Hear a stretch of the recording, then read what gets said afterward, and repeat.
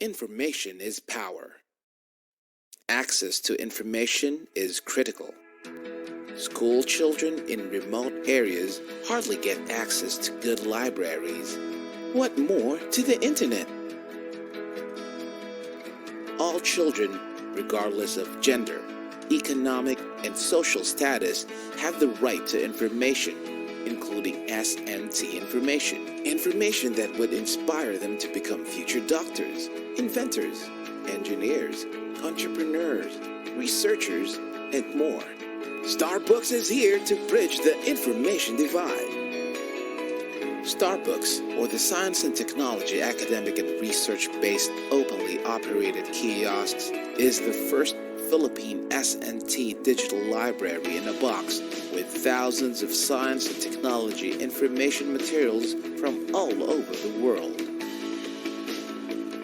Developed by the men and women of DOST-STII Science and Technology Information Institute in 2011, Starbooks capsulized the DOST-STII's library into a digital box. Demand for this innovative and beneficial digital resource rose steadily, especially in economically marginalized schools and last-mile communities in the country. Through the years, Starbooks has worked with key industry players, from collection to dissemination of information. These partners have worked together with Starbooks in making a difference on how Filipinos view science and technology today. That is why award-giving bodies here and abroad have recognized Starbooks' vital contributions to the society.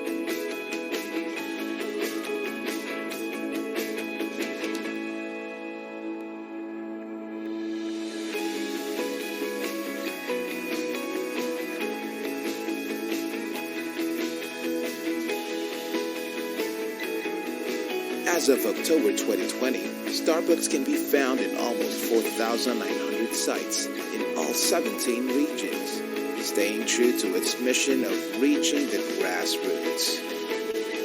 So, wherever you are in the country, whatever language you speak, and whether you're a student, a parent, a teacher, an employee, or a social worker,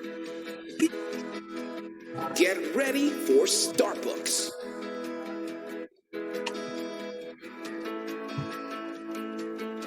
Partner with us, and together, let us bring science for the people.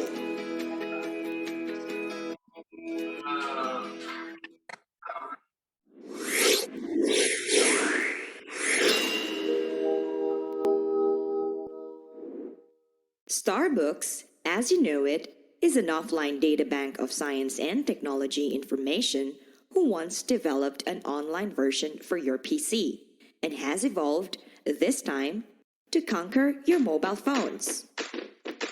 Introducing Starbooks mobile apps. With your Android phone, experience the brightest Starbooks yet. Bringing you not just one, but 3 mobile applications. 1. Never mess with search engines again. Use the Starbooks online mobile app. Access legit science and technology data from Starbooks Online wherever you are. Just connect to the internet. Download the app. Register at the sign-up page. Key in your details. Once done, all you've got to do on the main page is to simply click on the icons and explore the vast array of SNT info materials at your fingertips. Search all you want. It's also available with the Starbooks online mobile app. 2. Take on the challenge. Take on the Starbooks quiz. Starbooks brings you the most sought-after exhibit at the National Science and Technology Week. Students, teachers, parents, and science whizzes out there, download the Starbooks quiz today. Choose your difficulty level. Have fun and learn learn science and technology stuff at the same time. Be the first to play the Starbucks quiz and take advantage of the gamified version coming soon. 3. Finding Starbucks has never been this easy with the Starbucks Geo Map. Ever wonder where and how many Starbucks there are exactly? This comprehensive map locates every single Starbucks site in a barangay, town, city, province, region, and in the whole country. You can even search for the nearest Starbucks like a good navigator you are. So if you love Starbucks and maps, download the Starbucks Geo Map. Now's the time to gear up your phone with the Starbucks mobile apps. Get them on Google Play. And don't forget to like Starbucks on Facebook. In an attempt to contain the spread of COVID-19, schools were temporarily closed. Students now learn from home. Demand for online learning resources shoots up. The question is, how much can you trust your information source? Fret not, for Starbucks is now online. Starbucks, or the science and technology, academic and research-based, openly operated kiosks, is an offline site with full suite science and technology information resources. Today, Starbucks has been tailored fit for you. The wealth of knowledge contained in the country's first S&T offline digital library in a box, now accessible online. Accessing information in Starbucks Online is as easy as 1, 2, 3. 1. Go to the Starbucks Online portal via www.starbucks.ph. 2. Sign up by clicking the upper right portion of the main page. You will be directed to the login page. Click Sign Up here and key in your details. 3. Click Submit and you're on your way to enjoying Starbucks Online.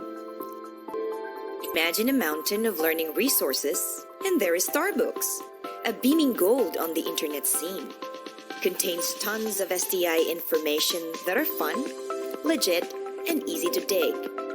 From S&T news, to agriculture, to livelihood, and up to disaster preparedness. Say it!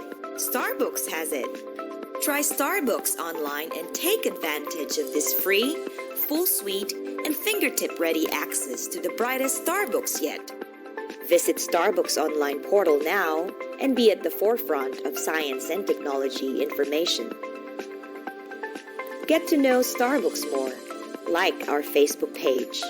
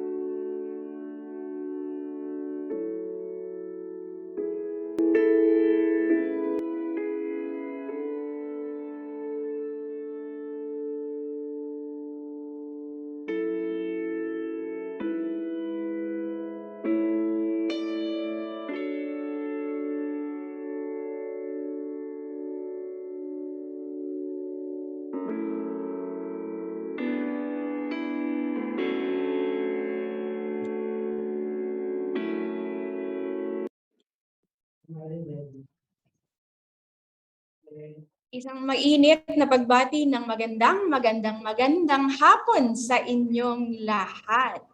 Thank you very much for joining us today in our webinar entitled Repurpose and Repackage Your Content to Achieve Maximum Result. This webinar is also being aired live via our Facebook page at facebook.com/STII Library. So for our Zoom participants, in case you have a weak internet connection and you are disconnected from the Zoom room, you may join us via our Facebook Live. And shout out to our Facebook Live viewers. Magandang hapon po sa inyo. Ayan, should you have friends who were not able to receive our email invitation, kindly inform them also to join us via our live streaming. Now, allow me to introduce myself. I am Irene Alice Brillo from Kabayan, Benguet, currently working as Science Research Specialist 2 at the DOST-STII. And once again, I am honored to be your moderator for today. With me are the DOST-STII team headed by our director, Sir Richard P. Burgos. Good afternoon, Sir Richard. You may open your cam and wave. Ayan. We also have our division chief, Sir Alan C. Taule. Sir Alan, good afternoon po. And we also have the library team headed by our supervising science research specialist, Ms. Linderlit M. Maglake. And ayan, good afternoon, ma'am. Sorry. And we also have Sir RJ Escondo, Information Systems Researcher 3. We have Ms. Luisa Marie Marquez, Science Research Specialist 1. And Mr. Elmer Generalao, Science Research Assistant. This webinar is also being monitored by our HR officer. We have Ma'am Maria Christine Reyes. Good afternoon, ma'am. Together with Ms. Maria Bernadette Medrano. And finally, we have our technical support, Mr. Rainer Manumbali Zagada and Mr. Mark Jason Olvida, both computer operators, 3 of the Information Technology Unit. And so full force po kami ngayon. Okay, I would also like to acknowledge our SciNet members who are with us today. Good afternoon and thank you for accepting our invitation. So that's it for our team. Now let us try to get to know where our audiences are from. Let me just share my screen. Okay. Mm-hmm.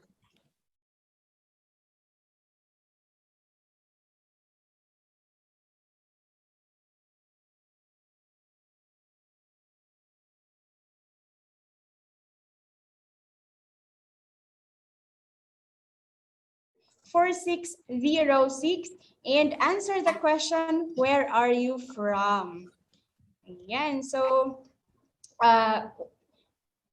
dahil nandito po kami sa Taguig, ayan, nilagay na po namin, we are from Taguig.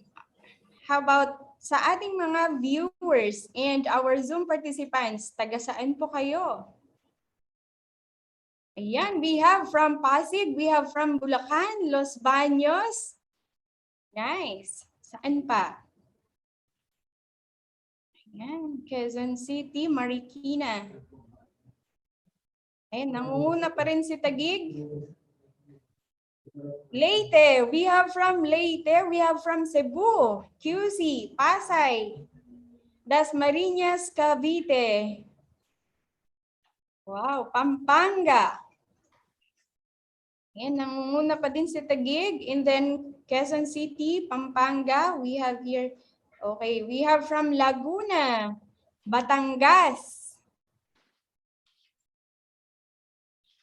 Iloilo. We have a company from Qatar. Hello, good afternoon. Okay, so we have from Cebu. Ayan, so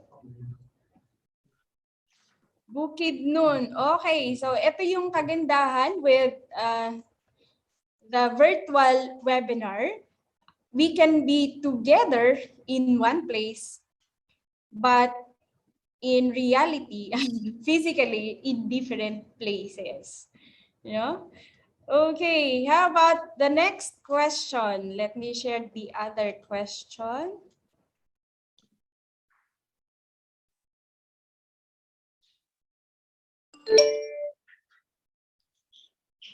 Ayan, give one word to describe how you feel today.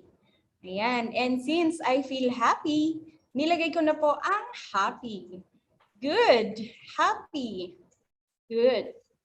Excited, wow, okay. Antok, okay. Sa mga inaantok, you can grab your coffee bago tayo magsimula sa ating session. Excited, cool and breezy afternoon. Wow, how nice. Great. Ayan, excited. Well, multitasking. Motivated. Wow, chill. Nervous? Why nervous? Happy, shalala. Curious? Busog. Wow, nice. Busog. Blessed. Well, fine. Yan. Wow. Sleepy. Ayan, yung mga sleepy po, grab your coffee and sit back. Okay, feeling alive, feeling nice, feeling relaxed. I feel great. Chilling. Gutom. Okay, while some are busog, some are also gutom. Okay, for some, ayan, sakto lang. Ayan, thank you so much. Thank you for sharing how you feel this afternoon. Hey, it's so nice to interact with you. Kahit virtual lang. Ayan. So it's great to have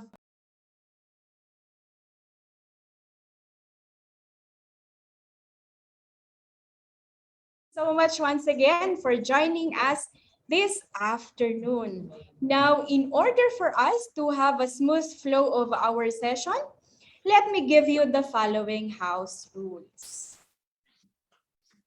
Okay, so first, this webinar will be recorded for documentation purposes, and the recordings will be sent to your email address along with your e-certificate.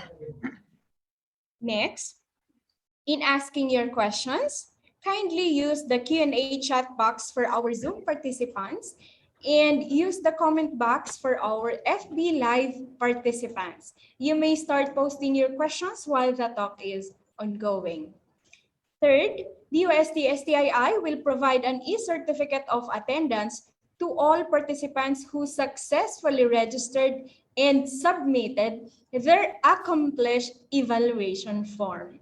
The e-certificate of attendance will be sent through the email address you provided, so make sure that you provide us the correct email address. And expect your e-certificate to be given on or before the 18th day of November 2021.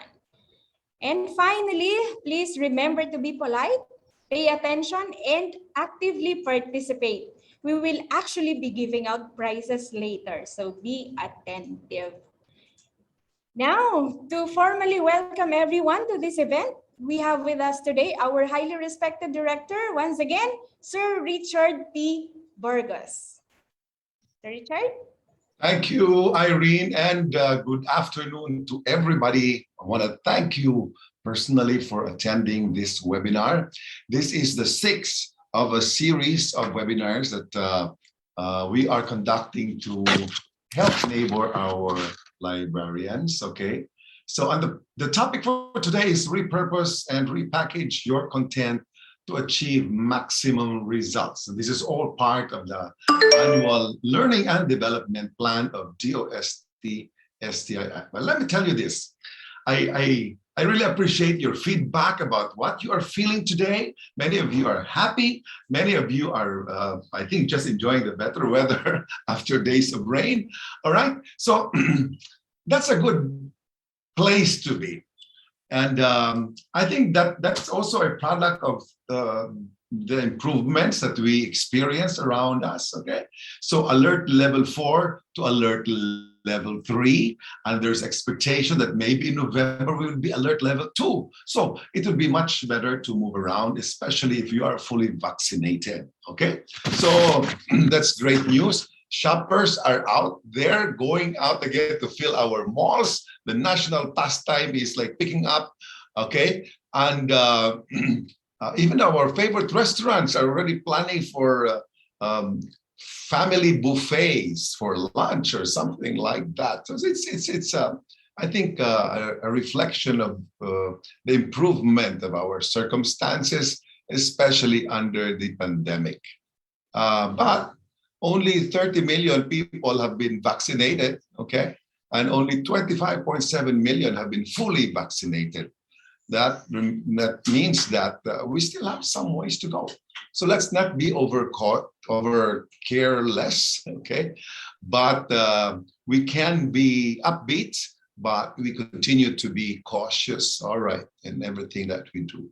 There are already downsides, okay? In this morning's newspaper, for example, talks about the Philippine ranking last in the area of foreign direct investment metrics. So that's not a very nice place to be among our neighbors, okay?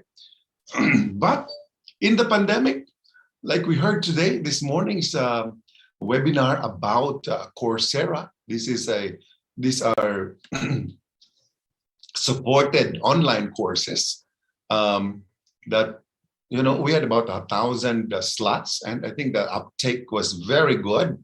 The Philippines now ranks number 1 in the Coursera list, in the sense that a lot of people availed of this opportunity to enroll online for free, because the course fees were paid for by DOST. So doon tayo number 1. And that happens within the pandemic. And dami-dami tao natulungan. Some people actually found better jobs because of their Coursera new skills, all right? So that's really very good. Now, I also want to point out that the pandemic may have dampened our spirits, may have prevented us from going out, may have prevented students from coming to our library. Sarado pa ang mga library hanggang ngayon, all right? However, because we tried to repackage ourselves and repurpose our content, we were able actually to serve more people despite the pandemic. Last year, we served more than 2 million people. They accessed our content online because they cannot come to the library. But we also had like a long preparation for this. 10 years ago, we started to digitize our content. And that's why when the pandemic came, we were ready. We were ready to receive our clients online. Hindi lang yun. We even created other platforms so that they can access our content. Our Starbucks, very popular product, it's in the National Priority Plan of NEDA, all right? Actually, we developed 3 mobile apps so people can access the Starbucks or enjoy some quizzes based on Starbucks content, all right? So, and we also developed a geo map so you can check where in the Philippines the Starbucks kiosks are located, and you can be sure there could be one nearer to you, okay? So this is what we mean by repackaging, okay? And repurposing your content, because times can change, all right? And I think our experience has bailed us out very well. We were ready for the pandemic. So I hope that with inputs from our resource person today from the UP Libraries Library and Information Sciences group, Professor Janny Surmieda, that you will learn more, okay? And do not be limited by what you see right now. If you think you don't have the training, the experience, to get things done, do not let that be a barrier. You can easily overcome that, no? In the same manner that our librarians did. Okay, in the beginning of the pandemic, they were so stumped because the library is closed. So I challenged them, why don't we organize webinars? Kasi kayo naman ang experts dyan. Okay? Wala po kaming experience. No. You create your presentations. I will review the presentations with you so that, in the process, you also gain confidence about your content, all right, and how you can deliver it through a webinar. And so successfully, we have had many webinars already, and we've seen that instead of being able to service a busload of students, 40 to 60 to a bus, you're able to talk and engage more than 2,000 people in one webinar. Nakita niyo na ang impact, ang difference. It's really great that we have these tools now available for all of us. Let's just make use of them. Let's learn. Let's continue to learn. Okay? And I'm sure we can become better at our craft. At hindi lang yun, we can serve our publics much, much better whenever they need us. So asynchronous yun. And on whatever platform they choose to use to access our content. All right. So that's a challenge that remains for us. I wish you will continue to remain hopeful and happy and positive, about what's coming up. But let's also gear up. Let's learn how to repurpose and repackage our content in order to serve the public better. Science, after all, is for the people. All right, as we say in DOST. So let's give it to them. Thank you at magandang hapon sa inyong lahat. Mabuhay po tayo.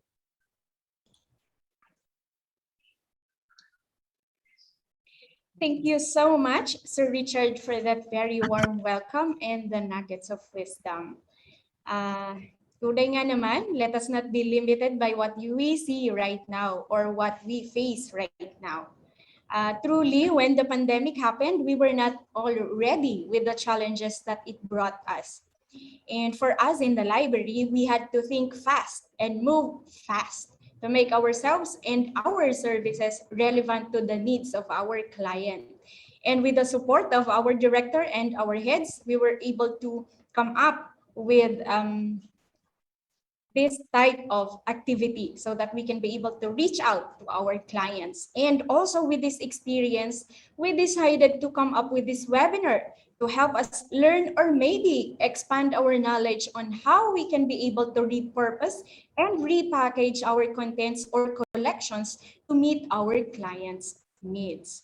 Now, before we proceed to our session proper, may I again request everyone that you kindly inform your friends to join us in the Facebook Live if they were not able to get our email invitations. And for our panelists, may I remind everyone to keep your audios on mute, please. And okay, so are we ready for our session proper? Ready na ba tayo? Kindly chat Aja if you are ready. For our Facebook viewers, ready na ba kayo to listen? Aja. Okay. Again, thank you. Thank you for being so responsive. And since we are ready, may I call on Ms. Linderlit M. Maglake, our Supervising Science Research Specialist, to introduce our resource speaker. Thank you, Eileen. And again, good afternoon, everyone. So thank you very much for joining us this afternoon. So it is my great pleasure to introduce our speaker for this afternoon. He is a full-time faculty of the School of Library and Information Studies, or SLIS, at the University of the Philippines, Diliman.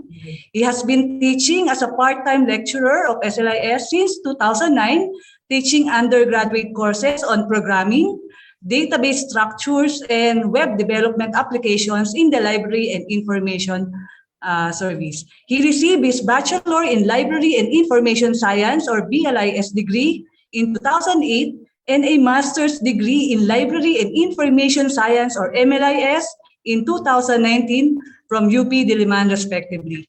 Before fully embracing the academe, Janny worked for the Rizal Library, Ateneo de Manila University for 10 years, that is from 2008 to 2019, as a professional librarian. So to guide us on how we can design a user-centered information system, let us all welcome Professor Janny S. Surmieda.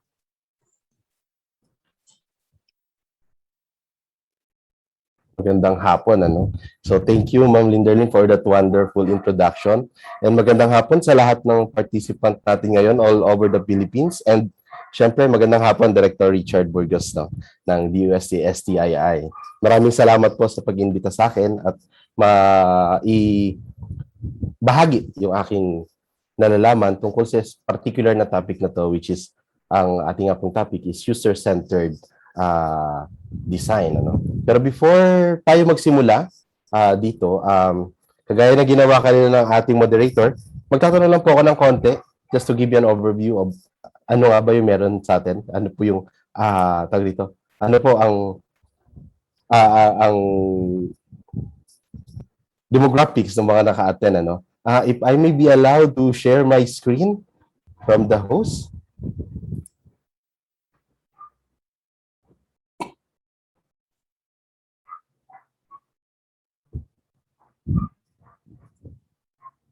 Go, sir. Sige po.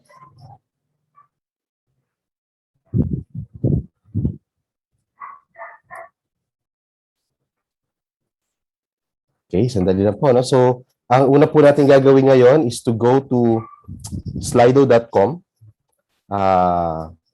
Hopefully, tama yung window na nakikita ko.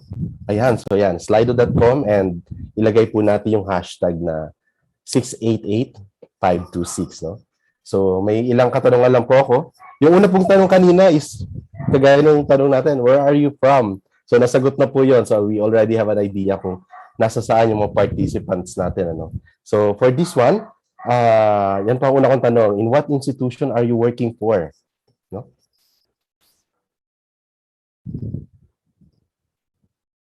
Wow, DOST. So, that's the first one. DOST-STII. Ayan, marami na sila. SPUQC. Ayan, dumadami na, no? Sige, tingnan natin kung saan ang gagaling ang ating mga participants.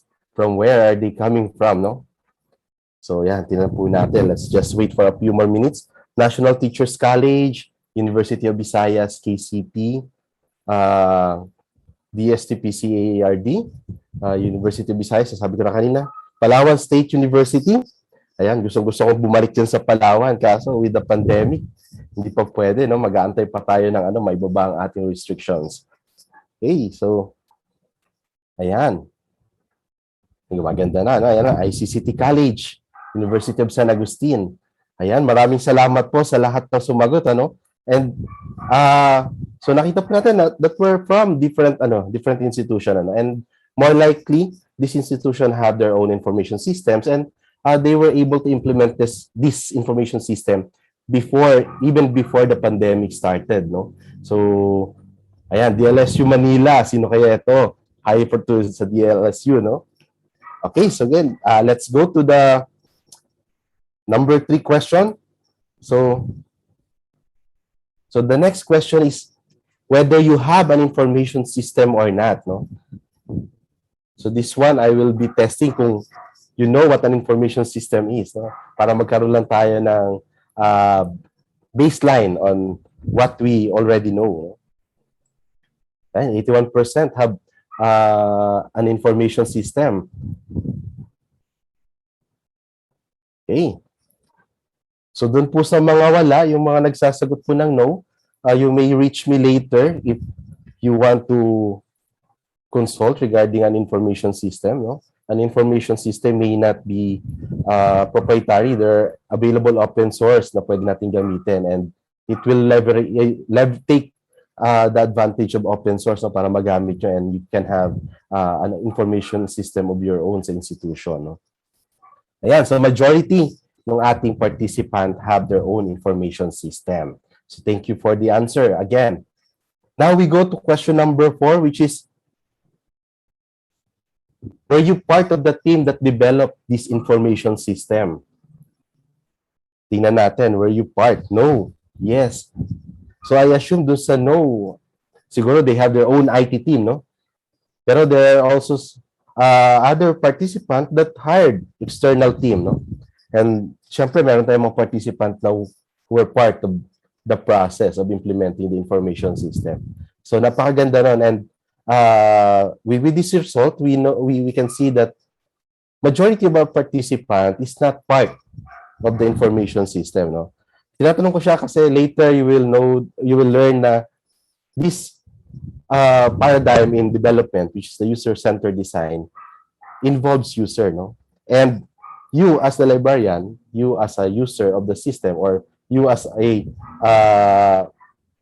what we call this consumer of the system, is part of the users, no? So pero okay yan, at least we have an idea na meron tayong information system but we were not part of this, or baka we were asked to comment on certain things about the information system but we already forgot that we did that part. Okay lang yun, no worries, no? Sige, thank you very much for the answers sa question number 4. Then let's go to question number 5.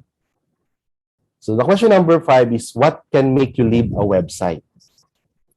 So di ba, there are a lot of website available online, no? Ang dami-dami, especially kapag nagbabrowse tayo sa internet, and there are factors that hinder us or lead us to leave that website, no?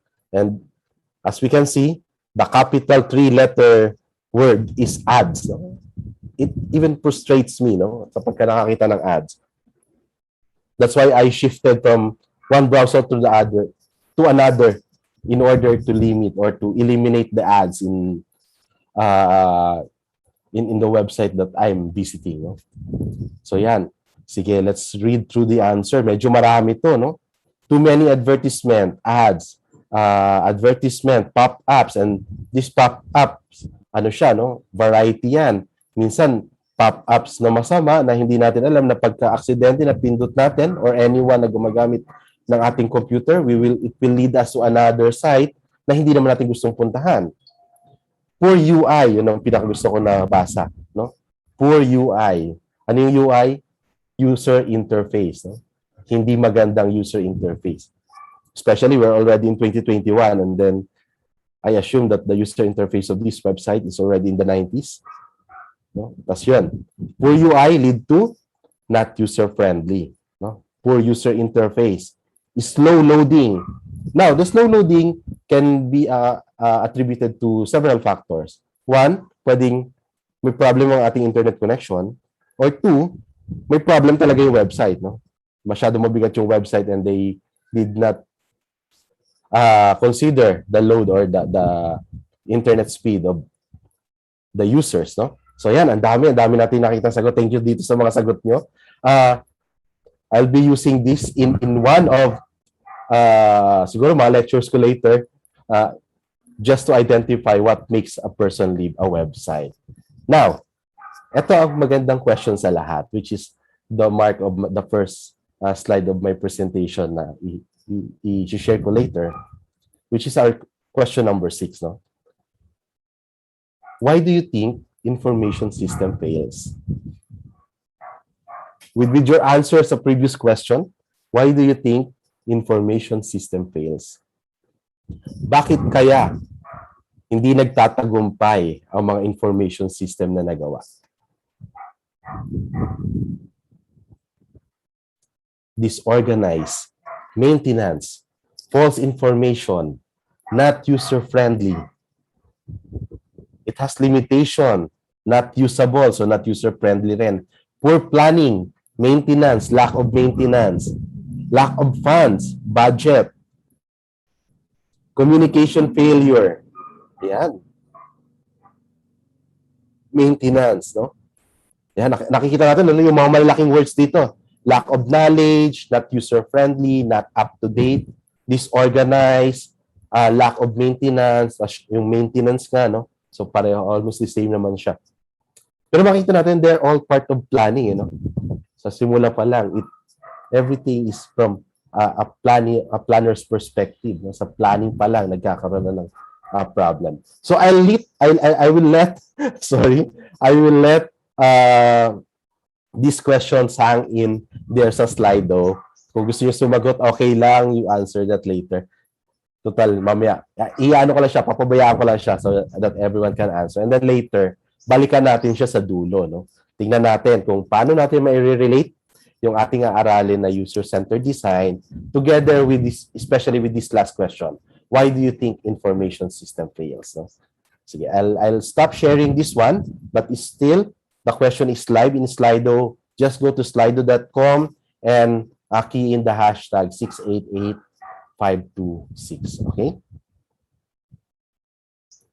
Okay, so let me stop share. And now, let's proceed to the discussion. No? So kanina nakita natin, ang daming reason kung bakit umaalis ang isang tao sa website or iniiwan niya yung website. And there are other reasons din kung bakit sa tingin natin ang isang website ay hindi nagiging effective at successful. No? So, sa mga website natin sa library and information science field, actually madalas na tanong yan, bakit kaya hindi na ma-maximize ang utilization ng website namin? Why does my user prefer Google rather than use my library information system? Diba? That's the common question that we are facing. But in order to answer this, we need to go back to the very basic principle of who uses our website. Diba? Who uses our website? These are our users. No? So these are our users. So let me give you a pasta of our outline for today. So our outline will be guided by this. So the discussion will be guided by this. First, we will learn what user-centered design is, the principle behind this user-centered design, and syempre, we will take a look at the common user-centered design methods based on a study that was published before. Tingnan natin ano yung mga pwede nyo gamitin. These are common methods na ginagamit ng mga design practitioners. No? So sila mismo ginagamit ito. And there's no reason for us not to use this. Kasi these methods are, in a way, affordable. No? It will not incur so much cost. No?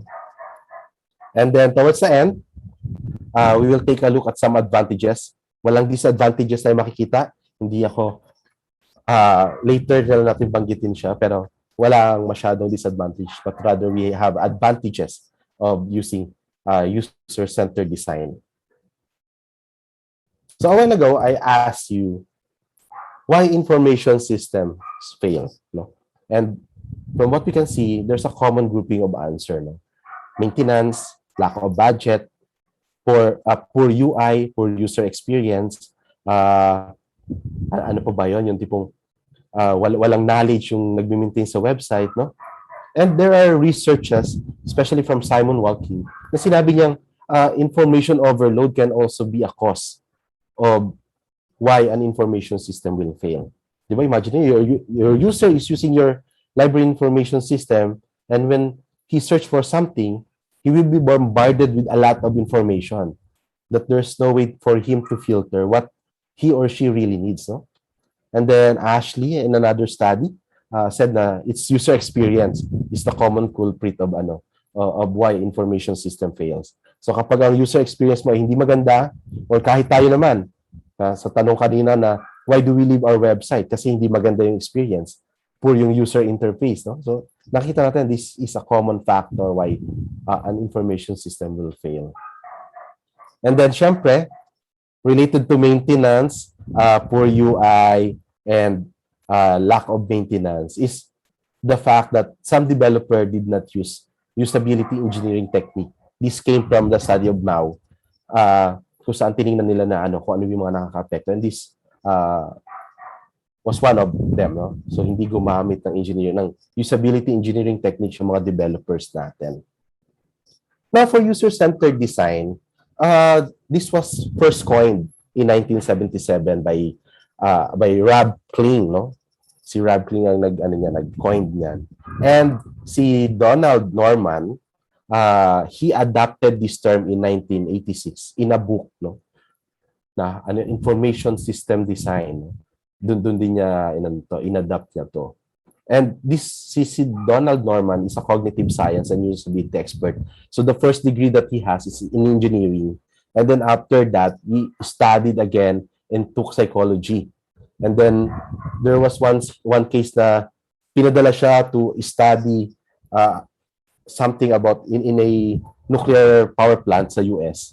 And then na-realize nga nila na yung control system mo leads to a problem. And in there, na-realize niya bakit nga ba hindi natin pagsamahin yung psychology sa engineering, no? So that leads to this user-centered design. And the study of these two individuals, Rob Kling and Donald Norman, put emphasis on the people or users, no, rather than technology. So hindi ganun ka-importante ang technology, no? So both Kling and Norman stress on their studies that user-centered design, or rather user-centered system design, should focus and put emphasis on user points of view and analyze condition that meet the needs of their users, no? So yun, napaka-importante, or the most important part in developing an information system is the people or the user. And this field, user-centered design, can also be related to what Donald Norman called these days as people-centered design, human-centered design, no? So sabi nga niya, they're all one but the same, no? Iba lang yung tawag niya sa user.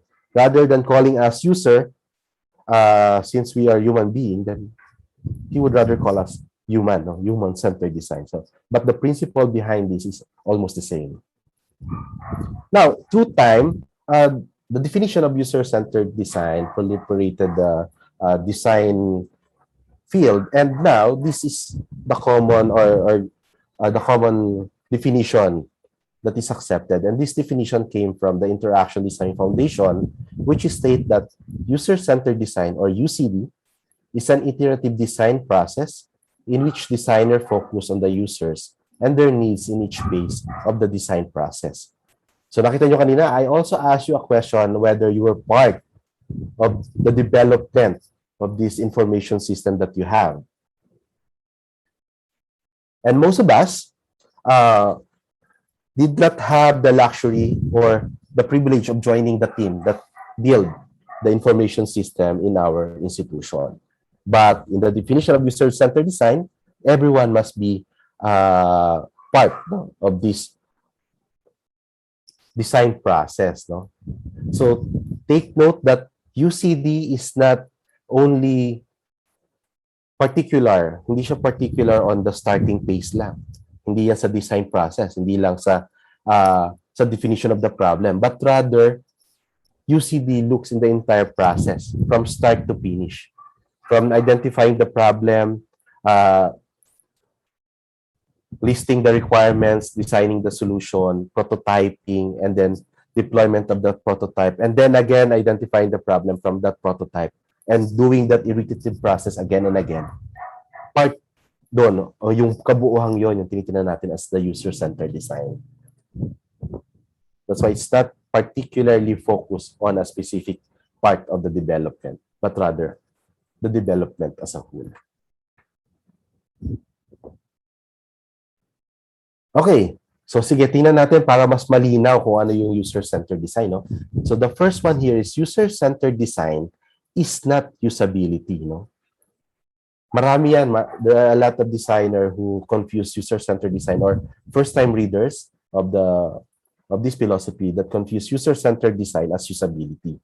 So yung usability kasi, it is referring to the human factors, no? Magagamit ko ba to? Madali ba siyang gamitin for me? Kayang-kaya ko ba siyang gamitin, no? So yung usability, it will apply from anything, eh. From creating a window, creating a door, no? Usability will be a factor in those aspects. But to take note that yung human computer design or yung ating user-centered design is rooted, no? So nag-uugat ito sa term na usability. Kasi sa dulo, when we practice UCD, it will ensure us na na yung ating product, yung ating information system na magagawa will have good usability. And one last note that UCD is a design methodology, no? Hindi lang yan principle. Design methodology din siya na pwedeng gamitin natin on how we want to create our information system. Pangalawa, user-centered design is not subjective. So the references says that user-centered design is not subjective.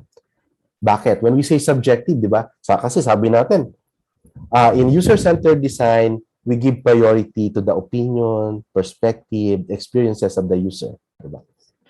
And with that, most of the people will think na, it's subjective kasi you're referring or you're looking at the experience of the user, no? But hindi. UCD or user-centered design is not subjective in the sense that before you decide on anything under the user-centered design, you need to gather your data. Kailangan mo siyang kolektahin, ipunin, and then based from there, you will be guided on the decisions you make on the design decisions that you're going to make. No? So your design decision will be based on the data that you've collected. Siyempre, yung data will come from the users. No? So hindi siya subjective. Tinutulungan tayo ng user to identify how we can improve the information system, pero hindi siya subjective. We still need data, no?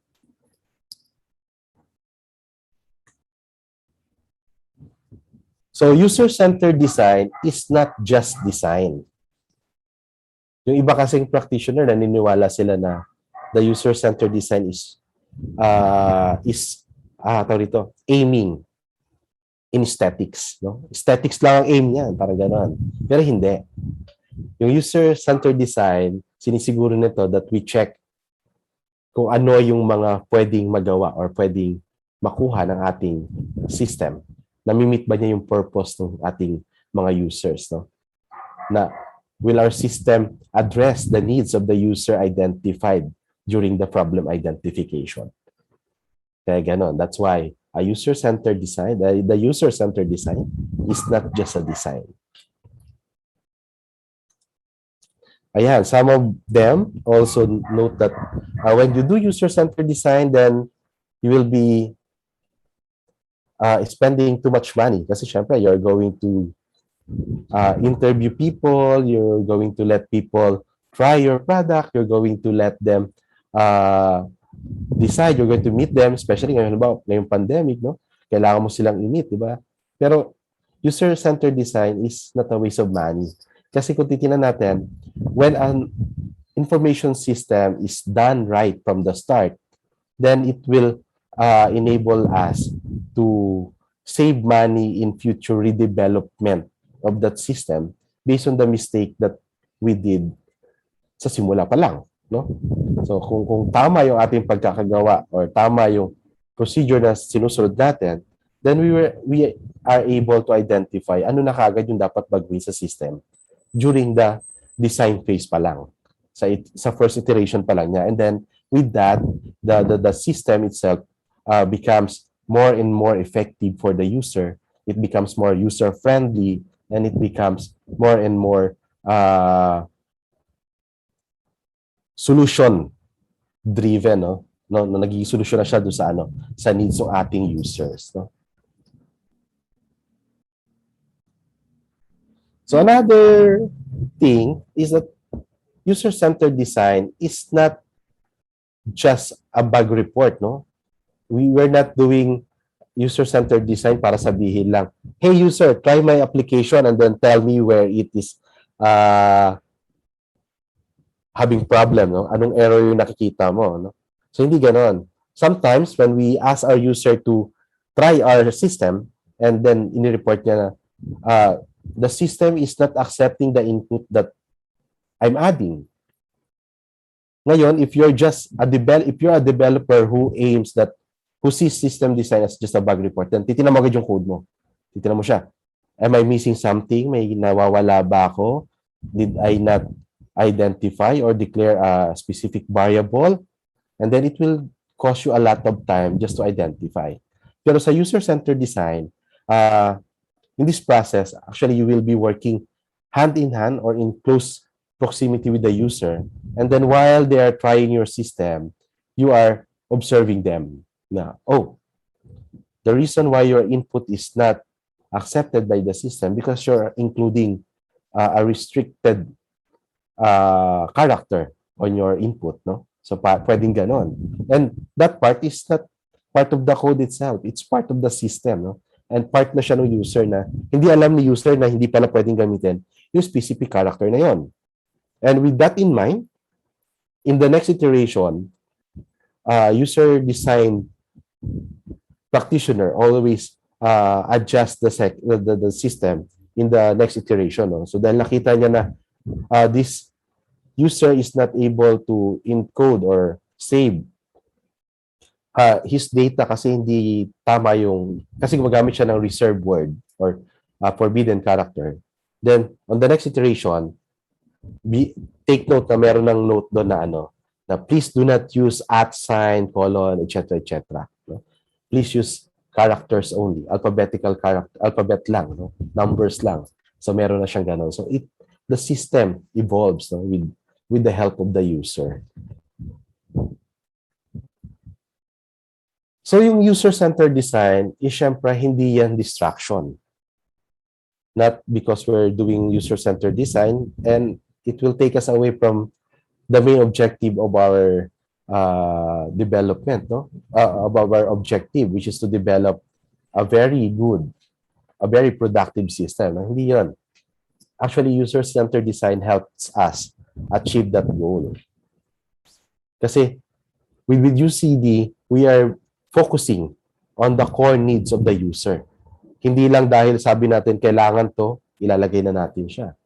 But rather, we are observing the user and if that user needs this specific functionality and another user needs that specific functionality, tapos dumadami sila, we are able to see na, this functionality is mandatory for the system. Hindi pwedeng wala siya. Kasi mas maraming magbe-benefit with this system. No? And syempre, tinutulungan din tayo ni UCD to move properly from each step, from user requirements to the technical solution and from the technical solution to the deployment, tinutulungan tayo niya ni UCD. And yung pinakamagandang effect ni UCD for us is that it enables us to understand user behavior. Itong user behavior, gamit na gamit ito ng mga library information science professional. Kasi way back then, most of the thesis published or written in LIS has a title na the user need of how to search di ba? How do users search information? Ano yung kailangan ng mga faculty ko sa ganitong school? So we are trying to identify how the mind of our user works. No? That's why before pa actually pinapractice na natin to. Hindi lang natin makita na pinapractice natin siya kasi hindi natin alam na meron palang user-centered design. No? Pero yun, kung mapapansin niyo, ang daming thesis sa LIS na about siya sa user studies. No? Doon siya nagfo-fall. So that's the definition of user-centered design. And to tell you, user-centered design is not terminated when you deploy the system. Hindi natatapos yun doon pag na-deploy mo. Most of the developer, pag na-deploy mo yung system, then you're done. Hindi ganon.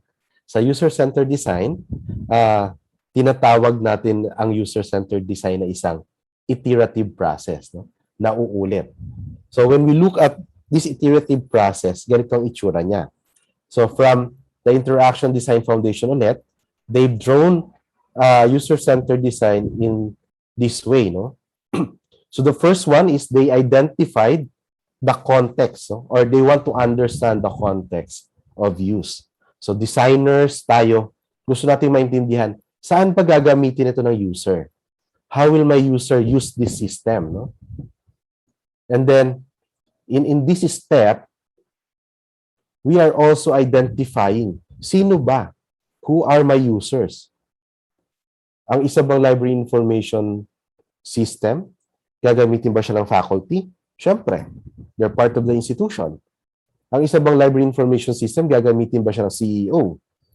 Pwede, if they're doing market research, di ba?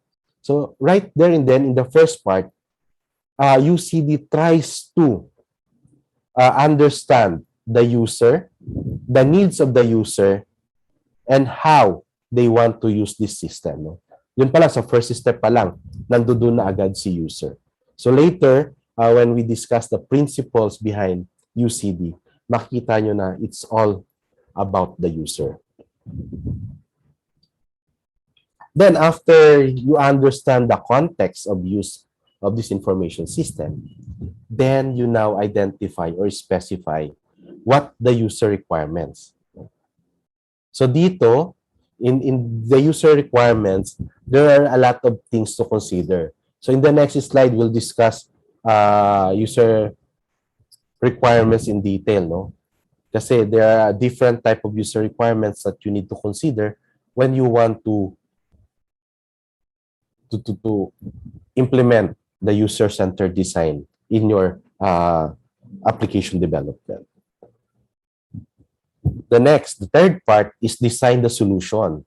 So dito, in this part, we are trying to create the answer to the problem identified natin do sa first step. No? So we try to answer the question that we posed during our first do sa first step natin.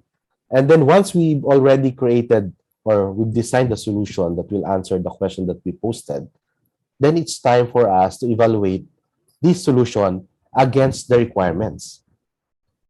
So does the solution comply with the design, with the functional design that I've listed under the design solution phase? Is the solution, do the solution fulfills the user requirements? No? Nasasagot ba niya yung requirement ni user? And does this solution, in accordance to the context of how my user and where my user will use the system? No? So, yun yung ginagawa natin on that.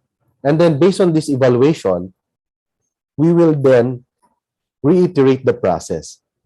We will identify saan yung shortcoming ng ginawa nating system, or is there a way to improve the system? Can we make the system better for future use? No? Yun yung mga tinatanong natin in evaluation. And then, with that, mauulit siya. We will understand again saan yung context na ginagamit. Baka kasi sa unang iteration natin, we see that the context of the cell phone is para lang tumawag. No? We did not realize na may iba pala na they use their cell phone to take notes, to visit website. And during the evaluation step for our first iteration, this context may come out. And if this context comes out during the evaluation, then we need to address that in our second iteration of the information system, no? Or of the product. So hindi siya tumitigil on the deployment part. Pag na-deploy natin siya, we evaluate that system and then we make it better. And then this better system will again be re-evaluated and made better than the better information system, no? Hindi natin pwedeng sabihin na this information system will be the best. Hindi ganon. Kasi there will be a better information system than the best that we have so far, no? So, pwede natin sabihin na this information is the best so far. And then, pag may lumabas, this is the best so far again, no? Pero yun, the evolution or the iteration process in UCD aims to enhance the system for the next iteration. Parang cellphone lang natin yan. Kung napansin niyo, di ba? Way back in 1990, our cell phones was Nokia 3210, 5110, di ba? The bulky one with antenna.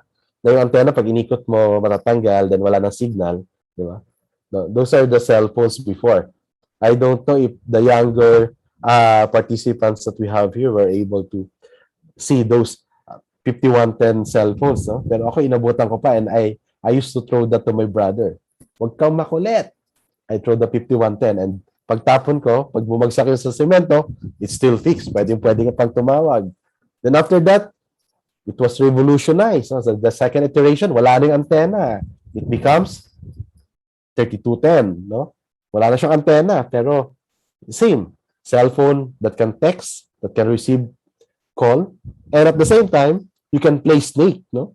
So masaya na before yung mga bata during that time, they can play snake. Pahabaan ng snake hanggang hindi na mamatay sa cellphone. Then after that, I think it was 5510 or 6310 na naging colored naman yung screen. Nag-evolve siya kung napapansin nyo. Based on what the user feedback is, nag-evolve siya. Then came the touchscreen. No? Pero meron pa before the touchscreen, actually, there were cell phones na merong keypad, QWERTY keypad, aside from dun sa numeric keypad natin sa mga nauna cellphone. May QWERTY keypad sila. Then there were also cell phones after that iteration na merong QWERTY keypad and at the same time may stylus. And then comes paliitan ng cellphone. Habang dumadami yung functionality ng cellphone, it becomes smaller and smaller. Hanggang doon sa point na yung cellphone, pag ginawa mo ganon, hindi mo na makikita kasi nasa loob ng palad mo, no? But there's a cellphone in your hand. Then after that, comes yung mga touchscreen cellphone natin. So coming from the maliit na cellphone, the small one, it becomes bigger and bigger and bigger naman. Pero this time, the quality, the functionality, and the advancement in terms of technology grows bigger and bigger and bigger. No? So ngayon, kung titignan nyo yung cellphone nyo, can be compared to computers way back in 1990. And it is even more powerful. So kung titignan natin, those iteration in our cell phone industry can be attributed to user-centered design. So dahil nakita nila na yung pangangailangan ng tao, yung kanilang mga user, then they evolve.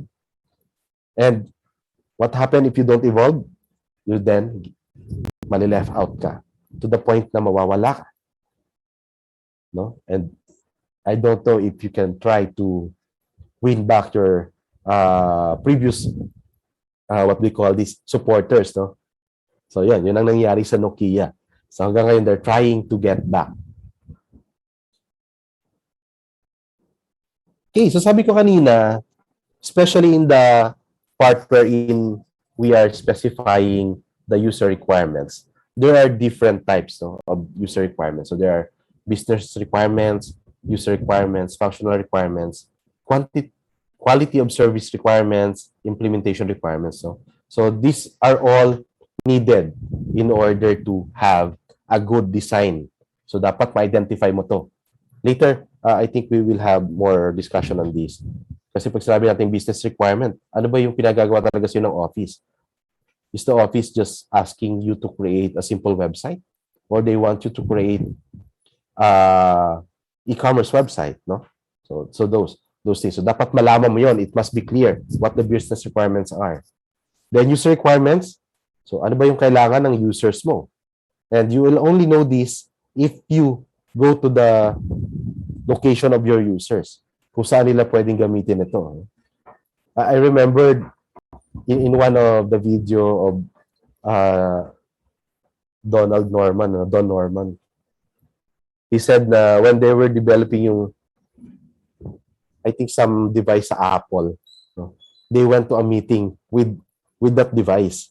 Pero prototype lang siya, it's not working. Pero as if it is working. Parang nagwo-work na rin siya kasi ginawa nila. They have that device. When you take note, use the stylus do sa device. Pero the device will not record anything. No? Just a dummy na they can try if the context of the user is being addressed by the technology na gusto nila i-present. No? The next, we also have functional requirements. How will the system function? Paano siya gagalaw? No? Paano mag-login yung user mo? How will your user retrieve information? Paano siya mag-create ng call? Paano siya magla-login? Yung mga ganun tipo. Then quality of service requirement and then implementation requirements. And to create these specific requirements reports, there are certain best practices. No? And I think these best practices were outlined in usability.gov. No? Nilagay nila na there are certain requirements for best practices when you create your requirement reports. So sabi niya, you must be specific. Dapat straight to the point, huwag ka nang paligoy-ligoy. Pag ang kailangan na upuan, huwag mong isulat na stool na 3 paa. Sorry. Pag ang kailangan na upuan, huwag mong sabihin ang tawag dito. Huwag mong sabihin lamesa yan, di ba? Huwag mong sabihin, ito yung bagay na nilalagay sa lamesa. Huwag ganon. Sabihin mo agad, we need a chair. Straight, specific. No? Hindi siya malabo. So distinct yung ating requirements. The next, dapat complete. Walang kulang. You must address everything. No? You must take note of all the requirements. Kasi once may kulang dyan, then it may cause further development delays. No? And then, sabi nga na yung requirements must be verifiable in the testing phase. No? So wag ka maglagay ng requirements na dapat yung cellphone na to ay makakapag-transport sa akin from point A to point B. No? Wag ganon. Hindi yung mabe-verify. And I don't think that we have the technology yet. No? Pero yun, kailangan sa testing phase pa lang is we are able to test kung nagagawa nga ba ng system na to yung requirements natin. No? Is it present in the system? Yes. Dapat makita natin yun. Okay? So this approach in UCD is not limited to the iterative process na nakikita nyo ngayon. No? This can also be implemented in other methodologies in designing. No? One good example is pwede mo siyang i-apply in the most common designing methodology, which is yung waterfall, designing approach, which is yung waterfall approach. Na kapag ka i-design mo or in-implement mo si UCD in the waterfall approach, then you have this, no? From usability.gov, they've indicated ano yung mga part ng waterfall approach na part ng planning. Alin yung part ng analysis, design, and testing and refining, no? So nakita natin. And with this, makikita natin or we can realize na yung waterfall approach can also be converted to a user-centered design.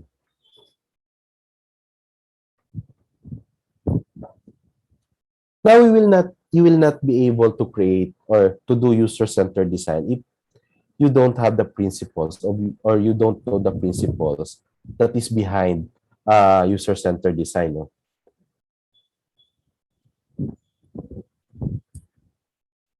Sabi nga ni Norman noong 2013, and I quote, among others, he called human-centered design or HCD or what we call UCD as a philosophy, not just a methodology. No? So philosophy siya, hindi lang methodology. That's why these principles, hindi masasummarize ng principles na to lahat ng possible principles in UCD.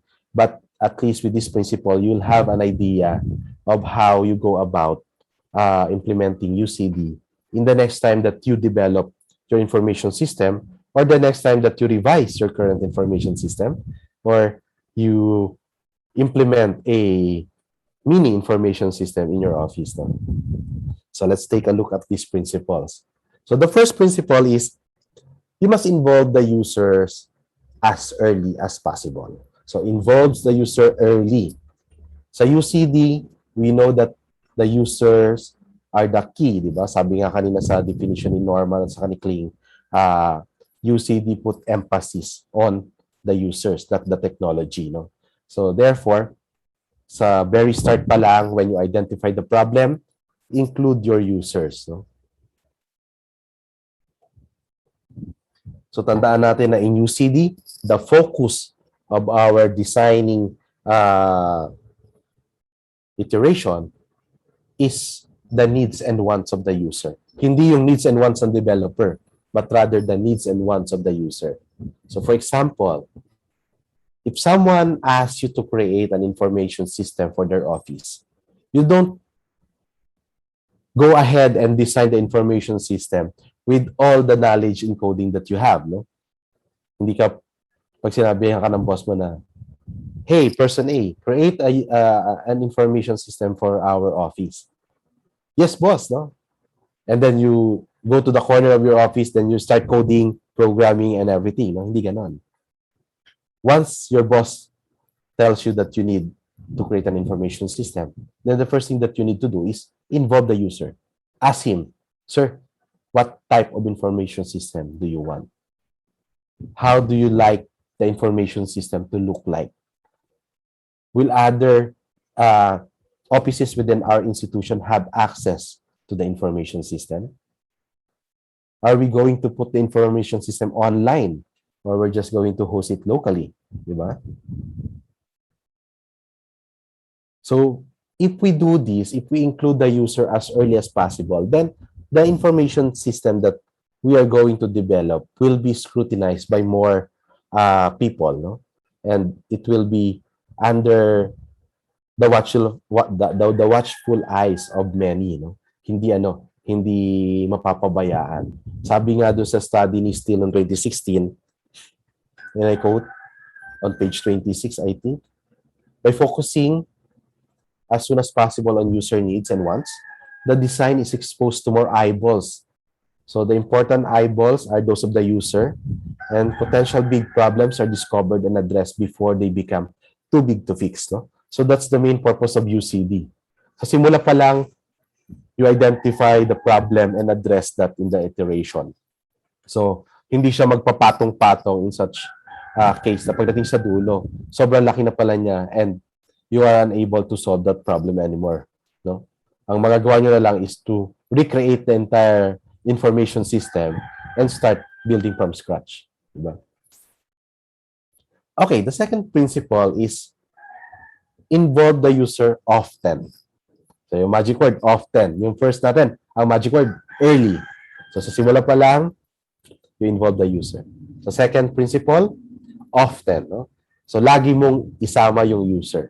Regardless if it is in wireframing, in prototyping, in design creation, lagi mong isama si user. Hindi man sila part ng gagawa ng design itself, but rather ask their feedback on the proposed design. Do you think that this design will answer the need of your department? You always ask them. And this part, when you involve the user often, it gives them a sense of ownership of the system. And in turn, actually, they will try to, or they will do their best to, para tangkilikin, para tangkilikin yung information system natin, So, ganun. Isama mo sila palagi para you build a rapport with them, and then in return, they will take ownership of the system and they will be proud of the system. So the third one is designed for use in context, no? Use in context. Kanina, di ba, nakita natin sa iterative process na pinakita ni Usability Foundation. The first one is identify yung context ng use, no? So, ganun din dito, design for use of context. So, yung part na to, it addresses the need or the question of where will my user use this system? How will my user use this system, no? So, in short, these are real-world scenario kung paano nila gustong gamitin yung system. Like for example, this mouse, no? Before this mouse went into my hands, I am sure that there are other users who were first one to try this mouse, no? So they were asked, how would you like your mouse to look like, no? Okay ba yung mouse na to, no? Or kailangan ba may notch sa gilid? Or the secret button, will the secret button work with the user, no? Magagamit kaya nila yung secret button na to without us identifying the secret button? Or maybe we need a small notch para i-indicate na may button doon. Diba? And I'm sure na yung mga gumamit ito before, sinabi na the secret button will not be noticeable kung walang notch. Kasi yung mouse itself already have a notch for the secret button. Ayan, meron na siyang notch. Imagine kung wala yung notch na yan, di ba? Paano ko malalaman na meron palang specific function dyan na pagka kinlik ko is I'll be able to see all the windows available within my desktop. No? So, yung mga ganong tipo. So, yan. You always design in context. So, tandaan natin. Mag-design tayo in context so that the system will be we are able to identify kung saan natin gagamitin yung system. Okay, principle number 4, keep it simple. Simple. No? Keep it simple. Sabi nga sa mga references natin, simplify, simplify, simplify, simplify. Raise that 3 words into the nth level. No? So, multiply mo yan, simplify, simplify, simplify, simplify. No? So, sa mga readings na tiningnan ko, they said na some of the developer try to develop systems with the expert in mind. Ako, faulty ako dito. No? So, there was a time that I was asked to develop an indexing system, or rather, hindi nga ask I see it as a need to develop an indexing system for my students, no? For them to try how to index using computer-aided software. Ang indexing system medyo mahal kapag binili mo siya and walang masyadong open source. So I tried to develop this system. Pero I forgot that the users are students. What I thought was the users are librarians. So they're already board passers. So the interface itself is not suitable for students. No, medyo mahirap siya for them. Luckily, the interface is somewhat tabulated and the instructions are already in line with the input form.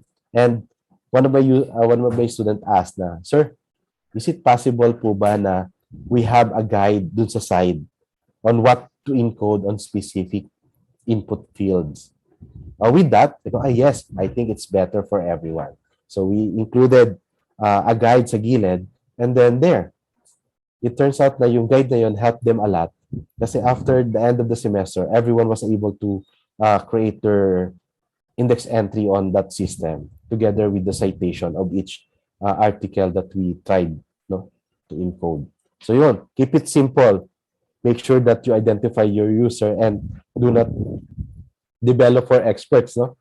Kasi yung mga experts, madali mag-adjust yan. Pero yung ating mga technologically challenged na nakasama, no? So, yun yung magiging magiging kalaban nila, no? So, yan, sorry. Yun yung magiging kalaban nila, no? Kailangan tulungan din natin sila to maximize the use of the system. So, yung number 5 is be polite. So, pagka be polite, ang sinasabi lang dito is nasa next page pala yung kanina, no? So, sinasabi dito na yung system mo dapat hindi nagsusumigaw yan, no? Hindi dapat, pag nagkamali yung user, all red na, no? Pag nagkamali yung user, 404 na, 505, hindi ganon. It must be polite. The system must have or must give feedback to the one using the system, no? So being polite, Cooper in 1919 published this these principles of polite apps, so 14 principles of polite app sa Visual Studio Magazine in June 1999. So this is found on page 62 to 66. So sabi niya ganon, yung system must also be interested sa user. Hindi pwedeng yung user lang interested sa system, no?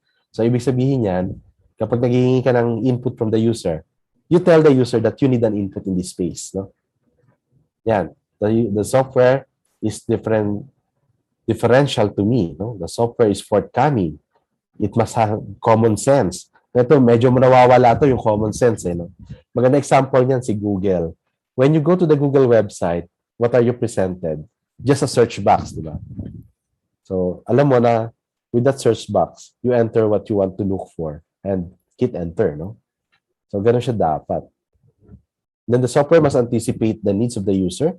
It must be responsive. So, sabi ko kanina, hindi to responsive in such a way na pagka lumiit yung screen, liliit din siya. Hindi lang ganon. Ang responsiveness dito, sinasabi dito is kapag halimbawa, naglagay ako ng email or may field na email and nakalimutan ko ilagay yung @gmail.com. So, dapat yung system will warn me na this field requires an email address.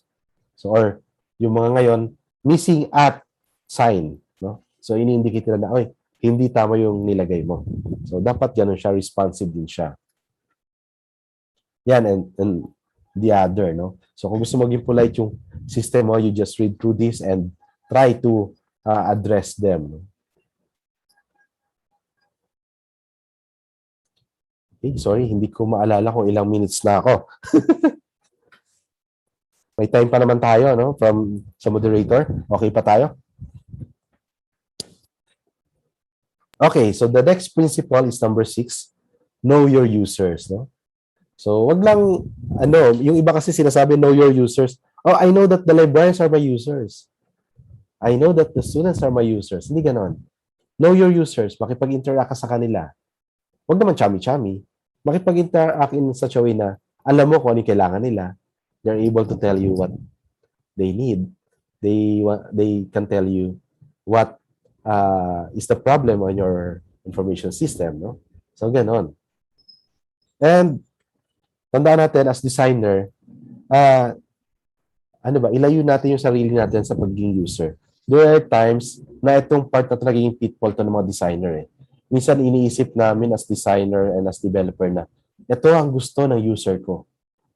Kasi ito ang gusto ko as a user. Pero hindi. We are designer. Huwag natin ilagay yung paa natin sa sapatos ng user. Let's try to ask the user, ano ba yung kailangan mo? What do you need? No? Ito medyo pitfall ko to kadalasan pagka nagdi-design ng system. Ang ginagawa ko is, itong kailangan niya. Itong kailangan niya. Itong kailangan niya. Kasi I think ito yung kailangan ko. No?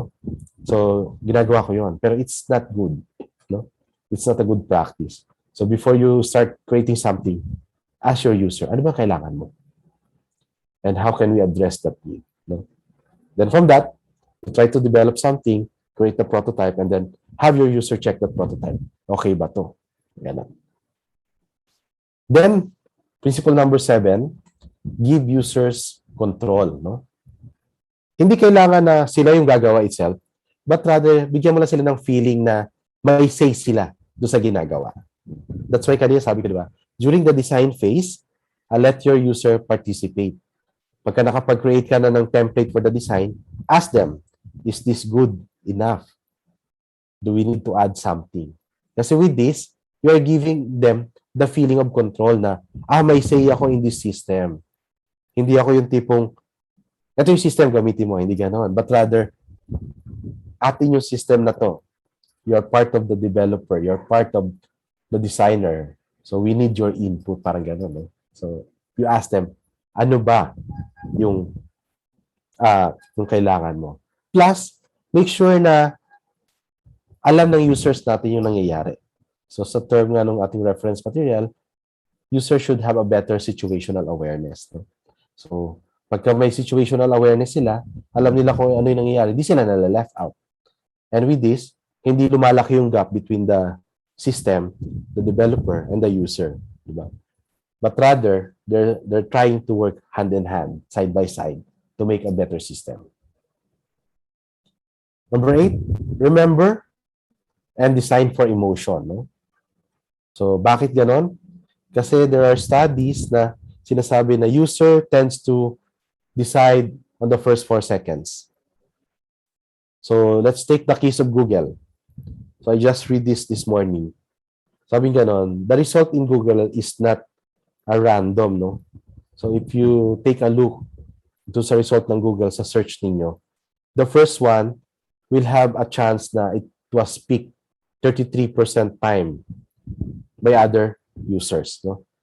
So, parang depende sa ibang user kung ilang percentage na siya na-click. So, tumataas siya. So, the second one, I think, around 18%.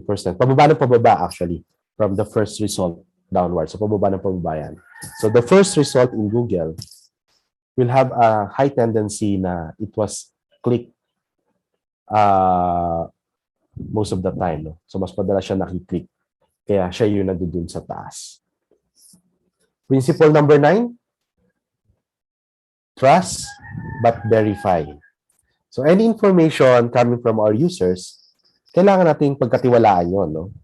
Hindi pwedeng halimbawa, if you're working in an institution and your user told you that, "Sir, I'm having problem with my machine. I can't seem to download a 500 MB file." No? You take that as truth. No? Pagkatiwalaan nyo, it's the truth kasi experience niya yun eh. Huwag nyo sabihin sa kanya na hindi nga.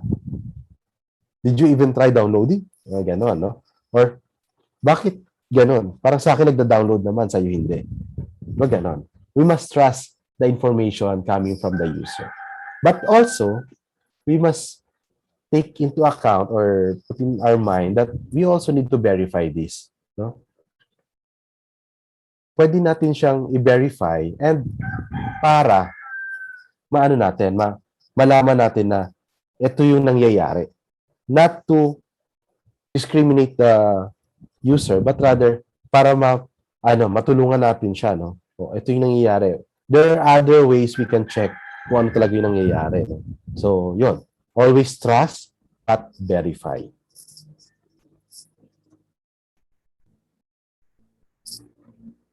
In this principle din, sinasabi na na huwag kang kumuha ng information mo galing lang sa isang source of information, but rather gumamit ka ng iba pa, no? So later makita niyo yung sinasabi na may triangle later na sinasabi niya na pagkukuha ka ng information dapat meron itong tatlong to, no?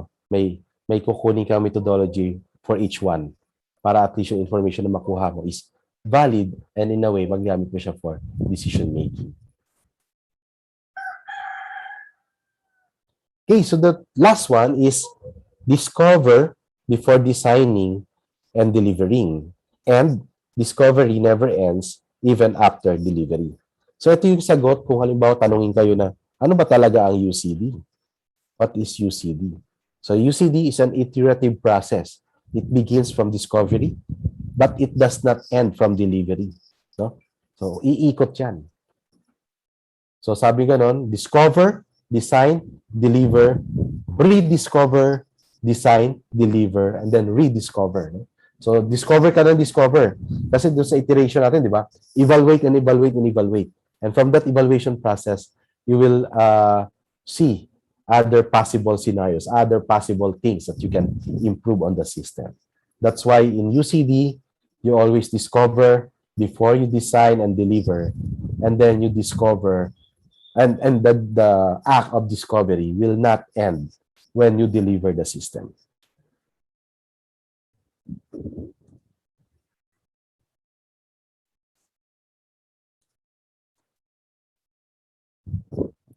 Okay, to give us in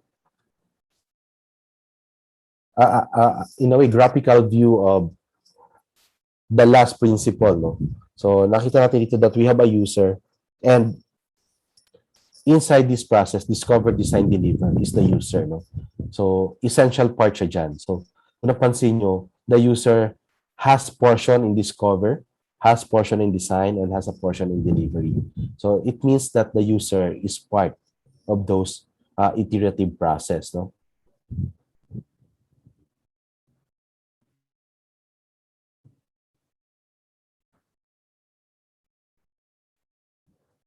Okay, in the discovery part, actually, we are identifying who are users, how they're going to use the system, what are their needs. No? And then when we design, we basically feeds what we discover, no? And we try to answer the question posted in the discovery part. And this one will have its different stages. And then once done designing the system, then we deliver. We deliver the system, pero at some point, may madi-discover tayo doon sa system, and then we go back to the discovery part. So yun lang yung sinasabi ng diagram na yan.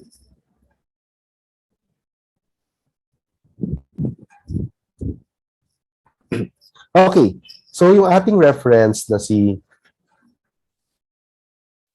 so nakalimutan ko yung ano. Yeah, si Steele, no? Sabi niya, mahilig kasi silang gumawa ng mnemonic device for you to remember yung mga importanteng bagay.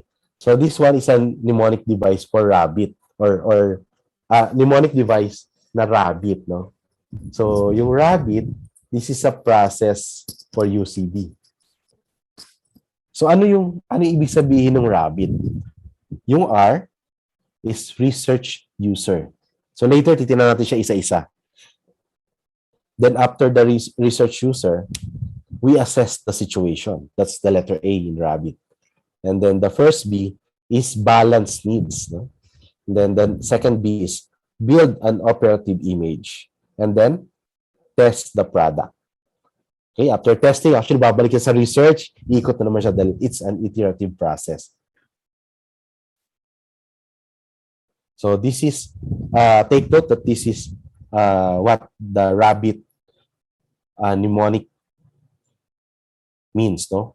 So research the user, assess the situation, balance needs, build an operative image, and test the product. So thank you to Steele for creating this mnemonic device, and we are able to remember this specific UCD process. So let's go to the first one. Let's research the user. So in this part, even before you try to gather your data, it is very important that you need you identify, you determine what kind of data do you need, no? Napakalaking bagay niya kasi kung hindi mo alam kung anong type of data yung gagamitin mo, then you will not be able to identify who your users are. So in order to do this, Steele said that you and I quote, you need to select 3 methodologies, no? So hindi ito yung exact word siya, no? You need to select 3 methodologies, no, that will answer one of these end of the triangle: see, do, and say. So kailangan daw mamili ka on this. And later, we will look on different methodologies na pwede natin gamitin in UCD. No? So that's what you need to do after you identify your data and you start to select your user. But do take note that user has different types. No? Merong iba ang klase ng user. Hindi lahat ng user matinong kausap eh. At hindi lahat ng user may makukuha ka. No? There are other types of user that you will encounter in the process of UCD. So let's try to look at them. No? So the first type of user that you may encounter is what Steele calls information overloader. So this type of user tends to give you a lot of information. So parang if-feed ka niya, lahat sasabihin na niya. Minsan ang pinag-uusapan nyo lang ay cataloging, pero sasabihan ka na niya ng scanning, indexing, and everything. No? Parang lahat meron siyang bala. So pag nakita niyo pumunta to sa meeting, baka may attache case to or may maleta to na nandun lahat ng bala niya with all the information na meron siya. No? Pero yung mga ganitong type of user, huwag nyo i-discourage. Huwag nyo sabihin na, ano ba, ang dami mo na sinasabi, wala naman ako naiintindihan. Huwag ganon. No? So itong mga type of user na ganito, you try to talk to them and tell them or train them on how to talk sa inyo. Tell them that today we will tackle cataloging. So I assume na all information will be on this topic. Yung ganon. Huwag nyo silang pigilin kasi minsan ang dami rin nila nako-contribute. No? Hindi naman kapag ka may nakuha ka or pag may sinabi sila sa'yo, hindi naman outright mali yun eh. And sometimes it helps you. Kahit ka mali yung information from them, it will be of help sa inyo. Kasi ma-identify nyo na agad na, mali yun eh. Diba? Sasabihin niya, Sabi niya, nung last time, nagkamali nga sa ganito kasi ganyan. So, alam mo na kagad na may possibility mangyaring mali. No? So, wag natin silang i-discourage. But rather, communicate, coach them. Sabi nga doon sa pangatlo, coach them how to properly communicate. So, the next type of user ay yung user na kung tawagin natin ay control freak. No? So, ito mga klase ng user na na from start to finish, from step 1 to step 10, dapat kasama siya. So, sa lahat ng committee, kasama siya. Sa lahat ng processes, kasama siya. Hindi pwedeng wala siya doon. Kasi otherwise, parang ma-feel niya na left out siya. No? And then, madalas, kung ikaw yung facilitator and you call for a meeting, tatayo yan. Can we have the meeting this time? Can we have the meeting this day? So they want to have the privilege of calling the shot. No? Parang ganon. Tapos pag sinabi nila, dapat ganito, dapat ganyan. And pagka na counter sila, they tend to retaliate and push for what they believe is right. No? So these are the control freaks. No? So ang lang naman ng mga tao to, they want to feel included and respected. So pagka may ganitong klase ng user kayong na-encounter, take their suggestion. Pero syempre, ipaliwanag nyo kung bakit hindi pwede. Paliwanag nyo kung bakit ganito yung dapat gawin at hindi yung ganon. Paliwanag nyo rin na most of the time, we are a democratic society and mas madalas na the needs or the wants of the group, the majority of the group is the one na susundin natin. Yung ganon. Okay, the third type of person na pwede nyo ma-encounter is, gusto nyo nang matapos agad. Yan. The devil's advocate. So ano ba tong devil's advocate? Parang ang negative naman pakinggan, no? In a way, minsan hindi siya magandang pakinggan kasi devil's advocate.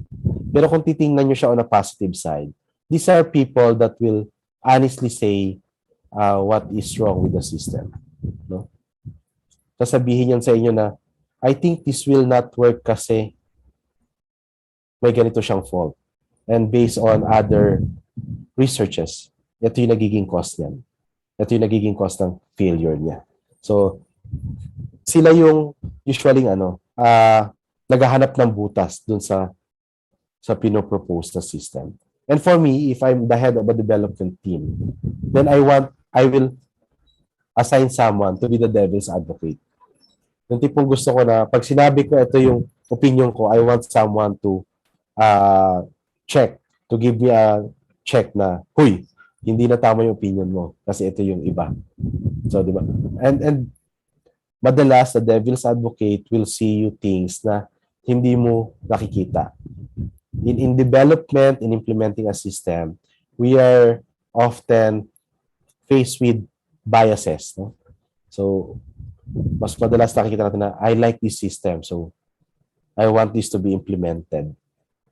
And we forget the fact na this system also have its limitation. And if there's no devil's advocate in your group, then the tendency of not seeing that specific limitation is very high. And sometimes naman, pagka may devil's advocate, nakikita yung limitations. Pero syempre, part pa rin yung kabuuhan na magde-decide. Pero maganda nun is you're aware that there is this limitation at hindi too perfect yung system na tinitingnan natin.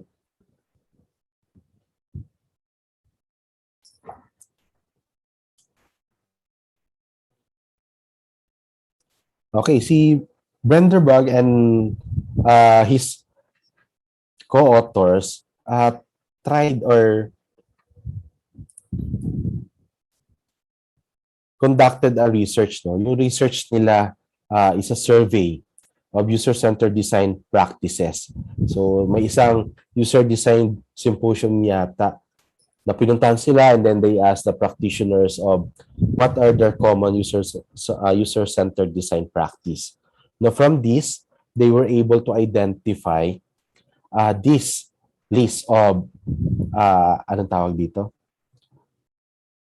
most commonly used UCD methods. No? So pagka UCD, hindi lang yung isa kanina. So there are different methods na pwedeng gamitin. So ang paper, sa paper nila, they said na ang pinaka-notable tingnan in this table are the one which is iterative design, usability evaluation, task analysis, informal expert review, and field studies. No? So yun yung nakita nilang ang taas ng frequency, meaning marami dun sa respondents, ganun yung ginagawa. And they also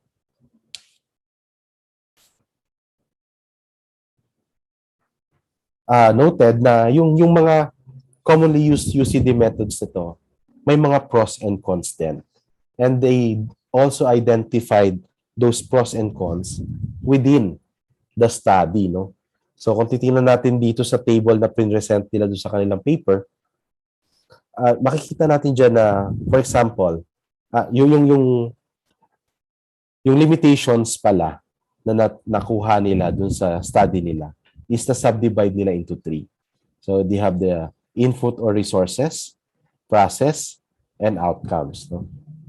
So kung halimbawa kung ang input mo is low cost, meaning hindi ka masyadong, wala kang budget to go about a certain UCD method, no? So sinasabi dito, tingnan mo yung may plus sign sa part na to kasi these are positive in that specific method. So pagka low cost daw yung pagka low cost yung input mo, then you may want to consider iterative design or informal expert review. No? So pwede mong tingnan yon kasi positive siya dun sa dalawang yun eh. So pwede mong gamitin yon kapag yung iyong budget ay hindi ganun ka taasan. No? And then for process naman, halimbawa gusto mo na mabilis. No? Gusto mo gumamit ng isang method na mabilis, yung makapag-design ka kagad ng system mo in just a few days. No? So that falls under speed. And dito sa study nila, sinabi din nila na maganda siyang tingnan for informal expert review and iterative design. So sinasabi, kapag speed ang usapan, hindi maganda yun for iterative design. No? Kasi pag iterative design, inuulit mo lang inuulit eh. So ibig sabihin, it takes time bago ka magkaroon ng final product, no? So, kaya hindi siya maganda. But for informal expert review, positive siya. So, meaning, kapag yung system mo pinakita mo siya sa isang expert, then the probability of you having a final product is mas mabilis, no? Kesa sa meron kang iteration. So, yan. This is a proof na you can go about doing something with different methods, and you can consider any pros and cons na makikita nyo, no? Depende sa inyo. So, pwede nyo tinandiyan and then you can utilize any method na sinabi nila. Okay, so that's R for rabbit, no? Research your user. So, that's R. So, the letter A for rabbit is assess the situation. So, assess the situation.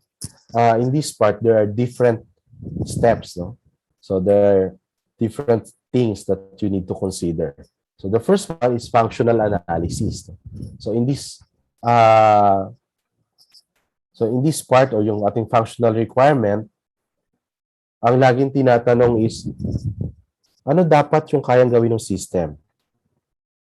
How will the system function? Then, also in this part, you may want to compare your system in an existing system available in the market. Like, for example, if you want to create your new cell phone, you may want to look at other cell phones in the market. And you identify what will be the unique thing in my cell phone that's not available in those cell phone available in the market, in the current market. Next, environmental analysis. No? So in this step, titingnan natin kung saan gagamitin ng users natin yung ating system. Para kaganina yung example kay Don Norman, yung dinala nila yung isang system sa office, sa isang meeting, just to test if pwedeng context yun ng kanilang system. No? So, ganon. And we can only identify the environment kung saan gagamitin ng user natin, yung system natin, if we go to where that users are. No? So, napaka-importante yun. We must be part of them. No? So, kailangan nating tingnan, saan ba nila ginagamit ito? Paano ba nila ginagamit ito doon sa specific location na yan? So, yun yung mga tinitingnan natin. That's why it is important na pumunta tayo doon sa environment ng prospective users natin or ng ating users. Next, organization analysis. So, in this part, you need to consider ano ba talaga yung sinasabi sa'yo na gawin within your institution. Like my example kanina, your boss may tell you na gumawa ka ng information system. Pero anong specific information system? So you consider that. That's why kailangan meron kang organizational analysis. Tanungin mo muna the individuals within your institution or the users within your institution, what do you really want me to do? No? Anong information system ba talaga ang kailangan natin gawin? Static website lang ba yan? Or kailangan natin ng e-commerce site? Yung mga ganong tipo. So next, after organization analysis, you also conduct competitor analysis. Para kapareho nung kanina sa sa functional requirements, at tinitingnan mo ano yung functions ng ibang available equipment sa market o ibang information sa market. Ganun din sa competitor analysis. No? Tingnan mo ano yung mga products na similar to your products and you identify what is unique in your product that is not present or not available in the existing products. At yung dito natin makikita yung yung ating unique competitive advantage. No?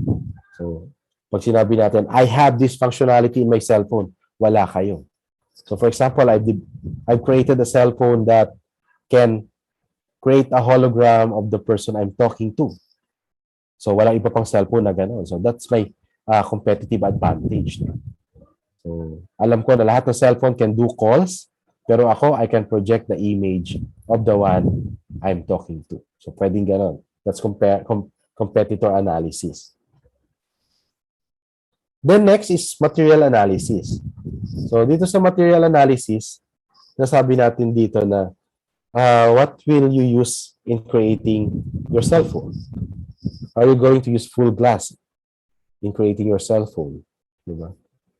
So, are you going to use mechanical keys if you want to create a new keyboard? Are you going to use the touch screen functionality of a touch screen laptop if you're going to create your information system? Yung mga ganong tipo. Or sa functional pala yan, sorry. Pagka sa information system, anong class ng server ang kailangan mo? No?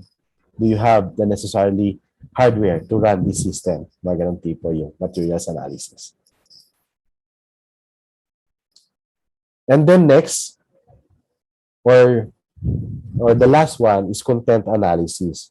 So, yung reference natin, sinasabi niya na content analysis should be done during the last part of assessing the situation. Kasi yung content analysis will be biased based on the different answer na makukuha nyo sa mga nauna. No? Ano yung functions niya? Ano yung materials na pwede kong gamitin? Ano yung competitive advantage ko? Ano yung sinabi ni boss na dapat kong gawin? So based from there, you'll be able to determine the content that needs to go to your information system or to the product that you are currently developing. No? So, kaya siya huling ginagawa para alam mo na kung ano yung available ka and at the same time, may adjust mo yung system mo to answer the content or to house the content. Okay, off to the first B, balanced needs. No? So, sabi ganon, alam naman natin na karamihan ng nagpapagawa ng system ay may pera. No? Kapag nagpagawa sila, they have a lot of money. Pero in this part, we must take into account na hindi dahil we are able to pay for a specific functionality ay dapat nandoon na siya. Kailangan ba ng user yan? That's the first question that we need to ask. Diba? Kailangan ba natin yan for the system? Does this functionality answer the needs of our users? So those are the things that we need to consider if we want to really create balance for the system. And more often than not, we give priority to the user needs rather than the ones that we have. Yung mga wants lang natin na gustong ilagay doon sa system. No? So this part is also about prioritization and filtering. No? So prioritization meaning, ano ba yung mas kailangan ng user? So kung product natin ay cellphone and we know that our user needs to use the cellphone to make a call, then we put the dial pad on the frontmost or the topmost screen of the cellphone, di ba? Hindi natin ilalagay yan in a place kung kailangan pa mag-swipe ng user natin just to reach the dial pad. No? And then filtering. So ang ibig sabihin ng filtering na to is hindi lahat ng functionality dapat mailagay mo doon sa system or maipakita mo sa system. Minsan in releasing your first iteration, it's good that that specific functionality is there, but it is not yet needed on that iteration. So what you do is you filter that functionality and you hide it from the user. And if ever the user finds it necessary na nandoon yung system, yung function na yun, then you can add that to the next iteration. So sabi nga, wag nating bombahin ang user natin ng napakaraming options. No? Parang kung titingnan natin, di ba? Kapag tinignan natin yung dashboard ng sasakyan, yung front ng sasakyan, di ba? Napakaganda, no? Straightforward siya. Alam natin yung speedometer, measures your speed. And then, the knob on the aircon, switches the aircon on and off. And siya nagko-control kung gaano kalakas yung lamig na natatanggap natin, no?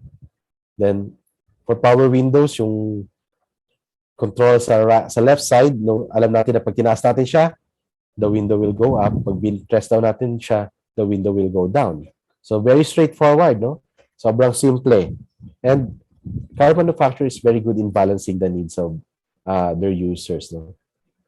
Hindi sila naglalagay ng kung ano-anong hindi kailangan doon sa system.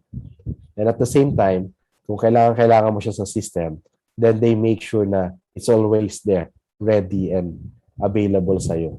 Kagaya nga ng speedometer, tachometer, yung oil temperature indicator, yung mga ganon. No? So that's the first B. So the second B in our mnemonic device Rabbit is build an operative image. No? So itong operative image na to, masaya to. Kasi ito, in this part, you're basically creating your prototype and wireframe. And you are showing this to your users. No? So we'll keep the build an operative image using these two possible methods. No? Paper prototyping and wireframing. Maraming available na pwede nyo gamitin for this one. But for us, na alam ko namang kailangan magtipid at hindi ganun kalaki ang budget ng mga libraries natin. Di ba nga, mababa ng budget natin, binabawasan pa. So, ayan, we need to make tipid. So, that's why, let's take a look at two very timely solution for this. No? So, paper prototyping and wireframing. Dati, pagka iniisip yung prototyping, ang lagi nating iniisip is, you already create the first iteration of the system and then you have it experienced by the users. No? Hindi. You can always use paper prototyping. In paper prototyping, you are given this example. No? Meron kang papel. And then, you try to use that paper in illustrating how the information system will look. So ito, galing din to kay Steele. Example niya to. Napakaganda example. So for this, halimbawa, kinlik ni user yung certain part, then ito dapat yung mangyayari dyan, yung next page. So ngayon, when you meet your user and you have this paper prototype, you always start from the topmost view, no? Yung home page. Ito po ang home page nyo. So, tapos, if you want to click About Us page, the link for the About Us page, then ito po makikita nyo. Patong nyo naman yung next na paper. Yung paper na yon contains how the About Us page looks like. So that's paper prototyping. Tapos halimbawa, doon sa About Us page, merong link na back or home. Then, tatanggalin nyo lang siya. Then, back kayo doon sa sa home page. So, ganun siya, no? So, sayang gawin itong paper prototyping. And kadalasan, hindi siya na-utilize kasi ang naisip agad natin for prototyping is to create a computer-aided design, no? Na ipapakita sa user. Pero pwede ito actually for prototyping. And right here and then, sasabihin ng user, ayoko nandito yung part na to, gusto ko siya nasa ibang part. So, pwede mo cross out, ilipat mo sa ibang part. And with this, nakatipid ka sa time, and at the same time, nakatipid ka sa gastos on creating your prototype. So the next one is wireframing, no? So somewhere along the way, once tapos ka na mag-paper prototype, darating talaga yung time na you need to present the system, the working system to the user, no? Ito yung mga tipong kung online yung system mo, dapat nasa online na rin siya. So you can create that wireframe. Wala pa yung mga necessary colors, design, etc. Just wireframe. So example niyan is you present them with this wireframe, no? And itong wireframe, hindi actually contrary to the notion na kailangan pagka wireframe, naka-HTML ka kagad. Hindi. So for this wireframe, actually, you can utilize Microsoft PowerPoint or any presentation device. Di ba? May linking part yung PowerPoint, di ba? So you can always do that in any object that you put sa PowerPoint. Then, halimbawa, kinlik niya yung profile. So pupunta yun sa profile page sa PowerPoint. And with this, you are already showing your user that this is the wireframe for the system. This is the prototype. So mas mapifeel niya na ganito siya nag-work. Compared dun sa paper-based na nilalagay niyo siya on top of the other or pinapakita niyo siya kung saan siya next na pupunta. Dito sa wireframe, the user is experiencing it as if it is already working and make parang available na yung first iteration pero hindi pa. No? Okay, so that's building an operative image. So next, Rabbit. So we have the next one is test the design. No? Test the design. So dito, kailangan nating gumawa ng user testing. And take note na sa user testing, ito yung ating kailangan ma-achieve. Ito yung tinatry natin achieve. Memorability, efficiency, errors, learnability, and satisfaction. No? So sa memorability, it only asks na once we show the system to the user, how fast were they able to complete certain tasks. No? So nagagawa ba nila agad yung mga tasks without having difficulty on where to look for the process, no, to answer the task. The next is efficiency. So pag efficiency, tinitingnan natin how long or how long, tama, time nga pala to. How long do the user needs para ma-accomplish yung isang task, no? Sa una ba niyang pag-try dun sa task, gaano katagal yung nagamit niya? Let's say 5 minutes. And then sa pag-accomplish yung second task, 3 minutes. So pababa ng pababa. Ibig sabihin, okay yung memorability ng system, at the same time, yung efficiency, no? Kasi pababa na mo pa yung time. The next, errors. So dito, tinitingnan natin ano yung mga possible, ano yung mga errors, ano yung mga error feedbacks na natanggap ng user habang ginagamit niya yung ating system. Were there any errors na nag-cause sa system para mag-crash, di ba? Yun yung mga tinitingnan natin dito sa errors part. Then learnability, natutunan ba agad gamitin ng user natin yung ating system without consulting the manual, no? Yun yung mga tipong straightforward. Once you see the system, you already know na how to use it. Parang ang bata, di ba? When a child sees Google, the child already know na kailangan niya mag-type doon sa search box and hit enter to find the result. So that's learnability. Ang bilis, no? Isang kita mo lang, alam mo kagad. And I think this one is a common pitfall sa mga LIS system natin. Kasi minsan, we try to hide things na sa users. Parang hindi natin agad siya pinapakita.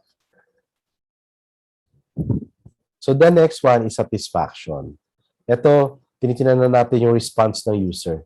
Masaya ba sila habang ginagamit nila yung system? Nakasimangot ba sila habang ginagamit nila yung system? Are they enjoying the system? Are they immersed while using the system? No? So those are the functions, no? The approach that you can do in using and creating via user-centered design. Pero syempre, sabi nga natin, user-centered design is an iterative process. So, hindi siya natatapos dito. There's another flow that you need to do for it to be more iterative. So, kanina, Rabbit yung ating mnemonic device. So, this time, ang ating mnemonic device naman ay RIDE. R-I-D-E. Then, thank you ulit sa ating reference material sa pag-create ng mnemonic devices na para madaling tandaan. So sa RIDE na mnemonic device, the first R stands for reporting. So basically, you tell your team what you discovered during the evaluation phase. No? So na-discover namin sa evaluation phase na kailangan pala ng user natin ng mas malaking font. No? So, na-discover natin yun. So, dahil na-discover nyo, you need to report that to the team. Bakit? Para ma-address siya doon sa next iteration. So, after reporting, actually, you need to iterate, no? You need to iterate the Rabbit. So, ulitin mo ulit yung research the user, anong tawag dito? Assessment, yung buong Rabbit na mnemonic device, no? Uulitin mo siya. And then after that, after siya dumando sa Rabbit na method, then you deploy. You deploy the revised product. No? And then after you deploy, sabi nga natin, UCD, the discovery in UCD is not ending when you deploy the system. Nagsisimula pa lang yan. So next, you all evaluate again the product. So, evaluate mo lang ulit yung product, and then after evaluation, you again report the result of the evaluation, and then you iterate the Rabbit, then deploy the system, the modified product, you deploy that, and then you evaluate again that modified product. So ikot na siya ng ikot. And then ang assumption dito is, habang umikot siya, the system that you're developing or you're creating is also improving. No? So, nag-i-improve siya na nag-i-improve.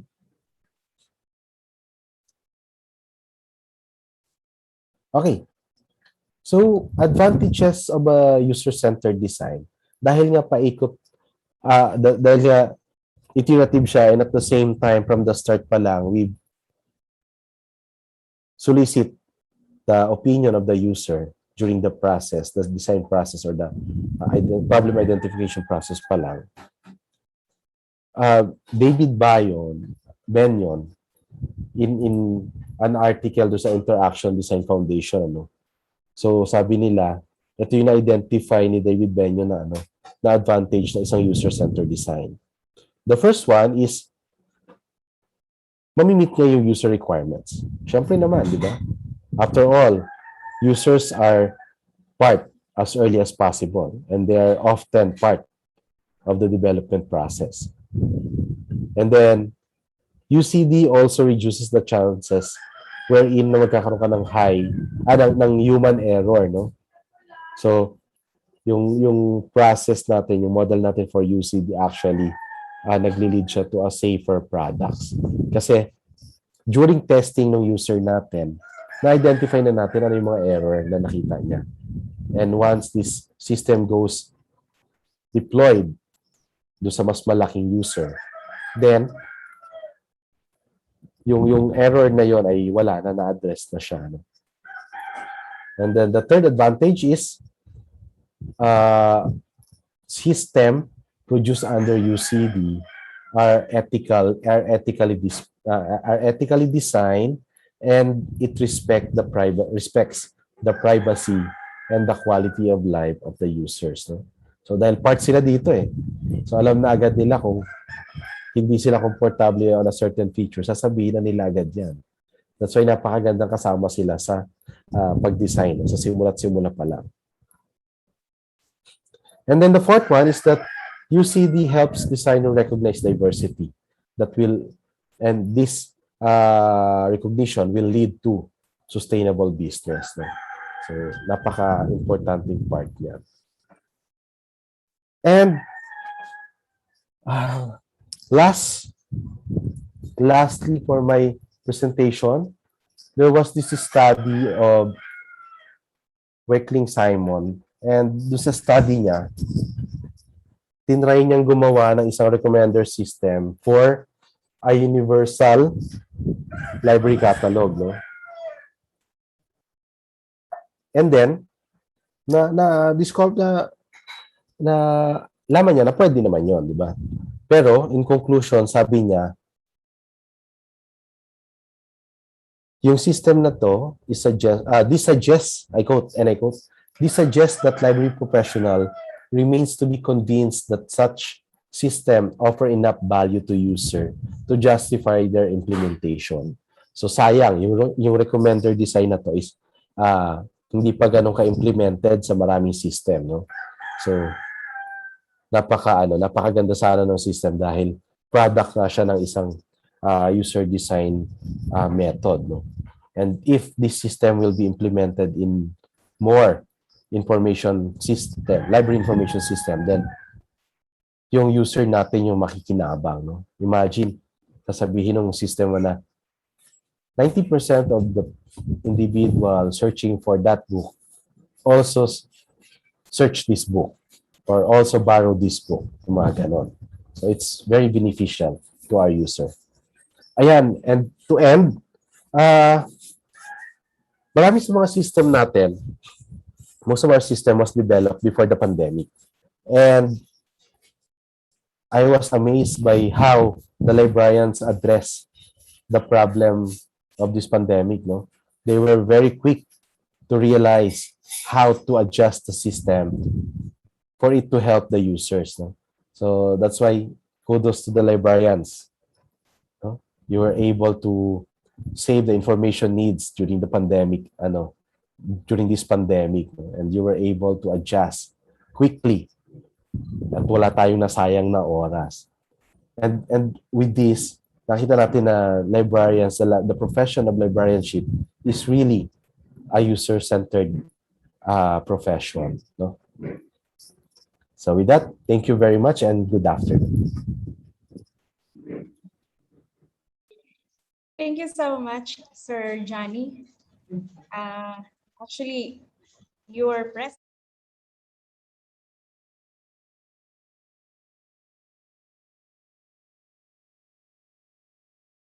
this pandemic, everybody is working to go into online. So with that, let's move on to our question and answer.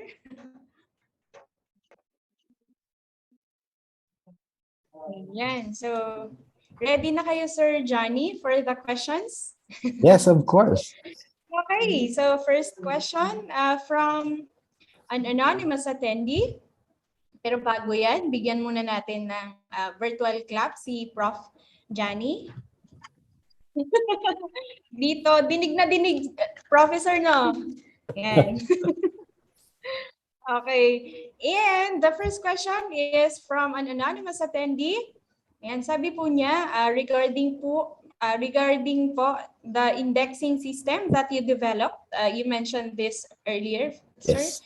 for educational purposes. Is that open source or available for others to use? As of now, hindi ko pa siya nailalagay sa GitHub, but I'm planning to make it open source and make it available for everyone. Ano? So there are a few modifications that needs to be done, and once it is done, I will be uploading it to GitHub for everyone to use. And medyo hindi na siya straightforward na installation. Medyo may kailangan ng konting know-how, pero I can guide you through the installation process. It will be made available for everyone. Yan. Thank you so much, sir. So, aabangan na lang po namin kung kailan Yes. siya available. Ayan. And most especially, it's free. So, sino bang ayaw sa free? Okay, next, sir. What is the best way or technique in identifying the needs of the users? Okay, so for me to identify the needs of the user, ang pinaka ginagawa ko is I join them, no? So, participant observation. So, syempre, makikisalamuha ka sa user natin and you ask them, ano ba yung ginagawa mo? Ano yung nagiging problem mo? Diba? Kasi minsan may mga user tayo na hindi kayang sabihin via email, via report, or nahihiyang magsabi na may na-encounter na pala silang ganito. So, maganda na nakikita mo sila, you are part of them, and you observe them on how they do things, and you're able to identify ano yung nagiging problem nila with this kind of methodology. No? So, participant observation. Mm-hmm. Okay, thank you, sir. And so the best way is to participate with the users. Yeah, Next. be one with the users. Ayun, be one with the users. Okay. Next, sir. Can we use the same processes in UCD in creating our social media accounts and websites? So there are two things mentioned in that question, social media account and I think, websites. yes, So I sir. think dalawa to, no? Dalawa. Baka ang tanong niya is, can we implement UCD in creating our social media account? And can we use the same procedure in creating our website? So for the second one, yes, certainly you can utilize UCD in creating your website. Kasi sabi nga natin, UCD is a very user-centric approach, no? So you get to understand your user, you get to take, the user gets to take part on the creation of your website, no? So with this, kailangan siguro you identify sino yung representative mo from this group of users, from the students, halimbawa, or from the IT department, from the reference section, from the cataloging section. You identify them, and then that will form your team, no? And with that, once you develop your system, nandun na yung mga user mo to test and to know kung ano yung pwedeng gawin. Now, for the first one, for social media, I think the question here is not really if you can utilize UCD in creating your social media account, no? Ang tanong lang is, kailangan nyo ba ng social media account in the first place? Di ba? So, yun siguro yung tanong. Rather, ang question siguro dito is, can you solicit the feedback from your users if you need to have a social media account? And if that's the case, hindi ko siya masabing user-centric design, but rather needs analysis siya. Kasi yung social media mo, nandiyan na eh. Hindi mo naman i-develop yung social media mo. Otherwise, ikaw yung mag-create ng sarili mong social media platform within your website, di ba? So, pagka gano'n, kailangan mo yung participation ng users mo. Pero kung mag-create ka lang na Facebook account, Twitter account, then maybe the better approach is to look into your users kung nasaan sila, no? Kung nasaan platform sila mas marami. Okay. Thank you, sir. And Ayan, before the next question, I think one of our participants, let me see, raise his or her hand. Sinong nakataas ang kamay? AMD? Ayan, can you unmute and then ask your question?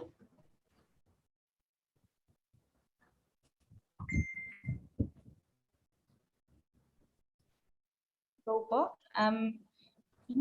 Wala po kasing name, it's just AMD. Your question?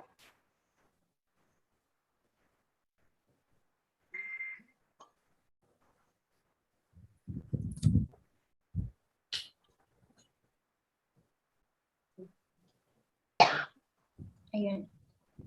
Hello po.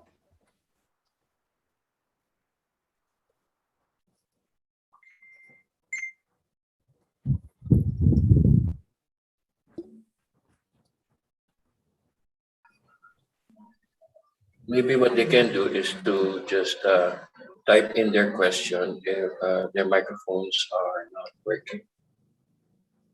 Okay, sige sir. Sir or ma'am AMD, kindly just chat your question then.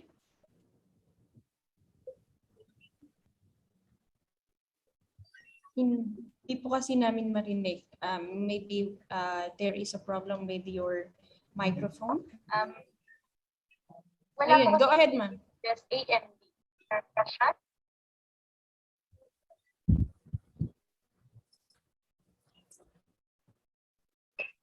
Maybe let's go to the next question. We will get to just type in their question if their microphones are not working. Yes, sir. Yes, sir. Okay, next question from Sir Jonathan Abalon. Do you have any suggestion po sa pag-capture ng feedback from the user of the system without them getting annoyed?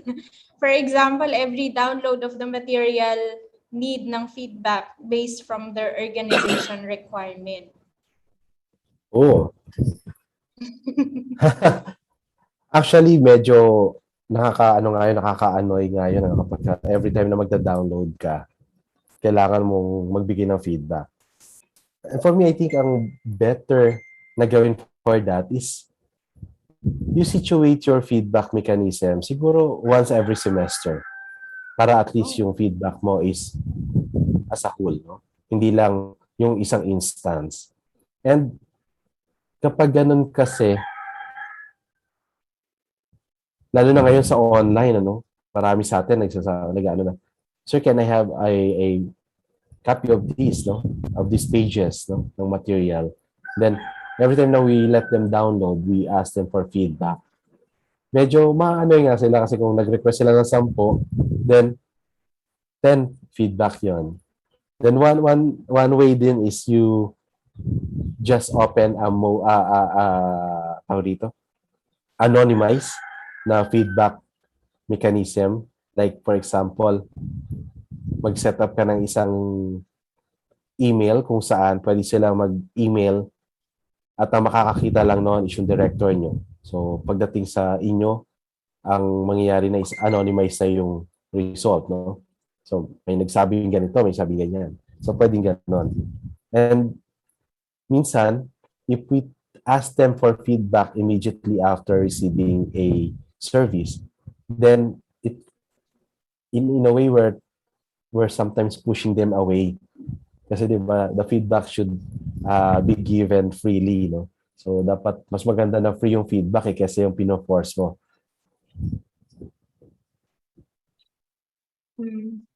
We actually have that experience in the library because we are providing material needs via email.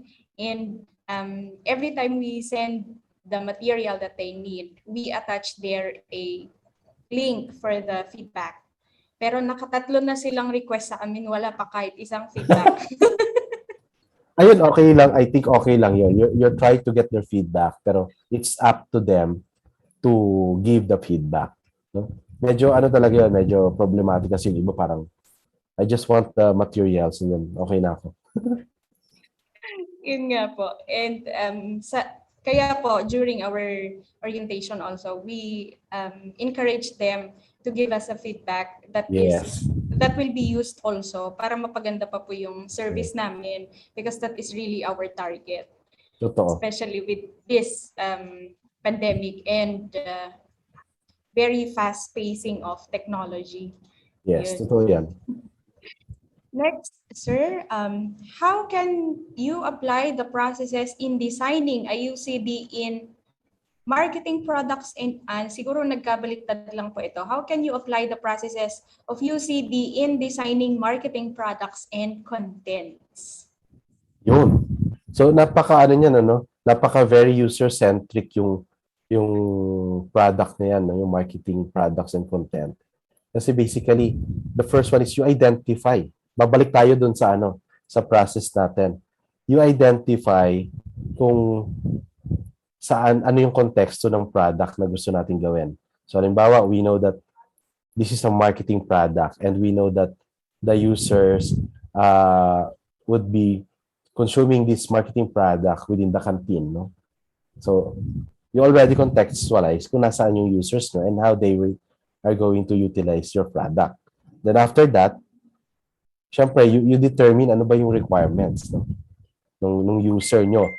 Hindi necessarily nung ano nung marketing kwan ninyo. But ano yung requirements ng user ninyo para maengganyo sila na tingnan yung marketing paraphernalia ninyo. Then after that, you try to address those requirements by designing prototypes. And after that prototypes is designed or natapos yun yung prototype, you ask your user kung okay ba sa kanila yan. No? Kaya maganda, kaya okay kadalasan yung meron kang tinatawag na ano, yung champion. So this one basically gives feedback on everything that you do, no? Yung mga champions. I think that's how you can apply yung UCD on marketing and products.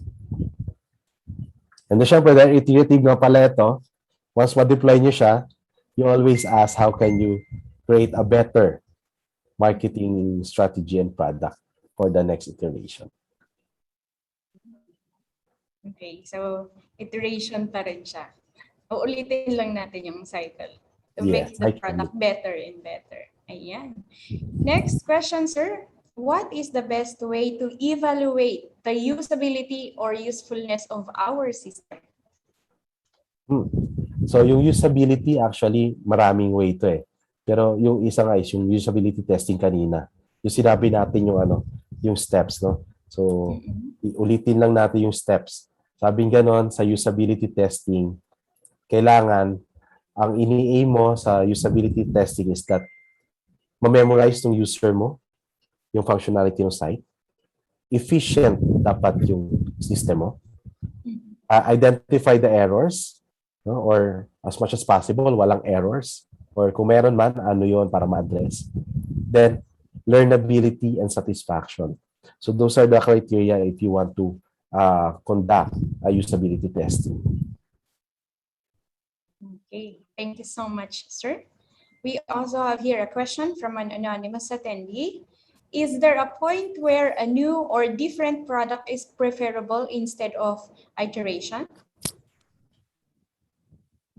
Yes, there's a certain scenario, no? Especially if you did not consider the user during your design phase pa lang, no? Kadalasan pagka ganyan na nangyari, the system tends to be hindi siya magamit ng mga users natin, ano? So instead na ma-utilize siya, hindi siya napapansin. So if that's the case, then pwedeng ulitin mo na lang yung system mo, or kung kakayanin mo naman, then you iterate on that system. Pero yun nga, kung yung system mo is proprietary, then the probability of you recreating that system is very high. Okay, thank you, sir. And I think this is the last question. Kung may mga gusto pa pong humabol, you can just chat your question in our Q&A chat box. Here's the question, sir. What are the tools that we can use on designing UCD? Like for example, interview, survey, okay lang po ba yun? Yes, actually, those are parts of the methods that you can use, no? So sabi ko nga kanina, there are low-cost methods, no, na pwede nyo gamitin. So yung mga yon ay wait lang, palakihan natin para makita at mabasa natin yung mga low-cost method na to, no?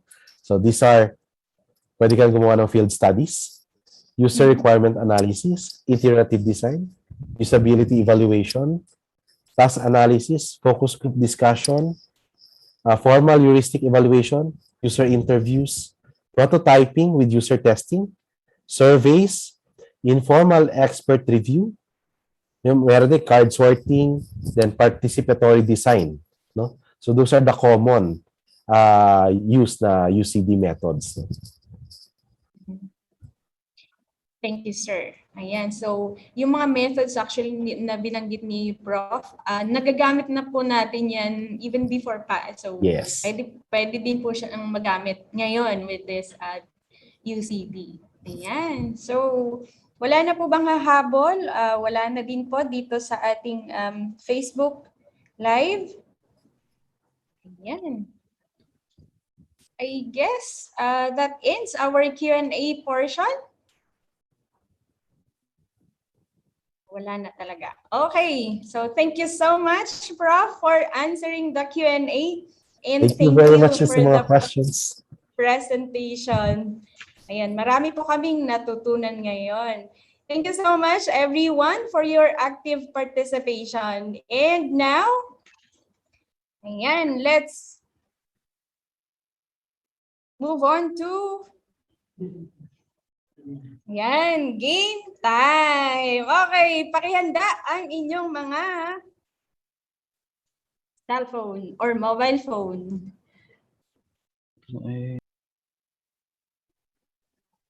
Okay. Here is the mechanics. You call the number that we will flash on the screen and answer the question that will be asked by our speaker. Ayan, Prof. Janny, ready na po ba ang tanong natin? Unang tanong.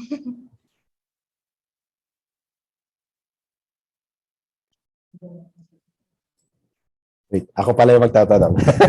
Ay, yes, Prof. Kayo po magtatanong. So, unang tanong. Ito ba yung kanina, yung the 10th question? Saglit lang, sir.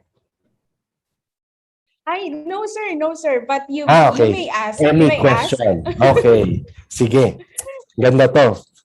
Makakaganti ako. Joke lang. Ayan. Easy round daw po muna. Easy round, sir. Easy round. Makakaganti daw si sir. So, easy round. Okay, number 1. The question is,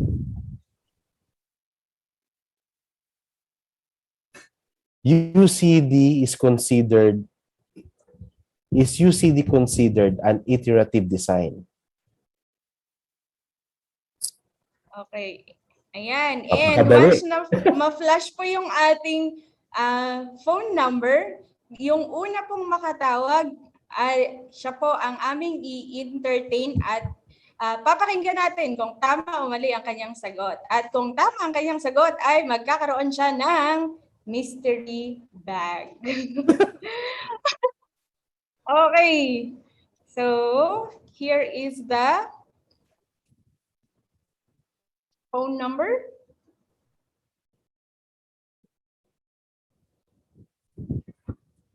There you go. So, ang tanong ni Sir ay? Is UCD considered an iterative design? Ayan, go. Tawag na po.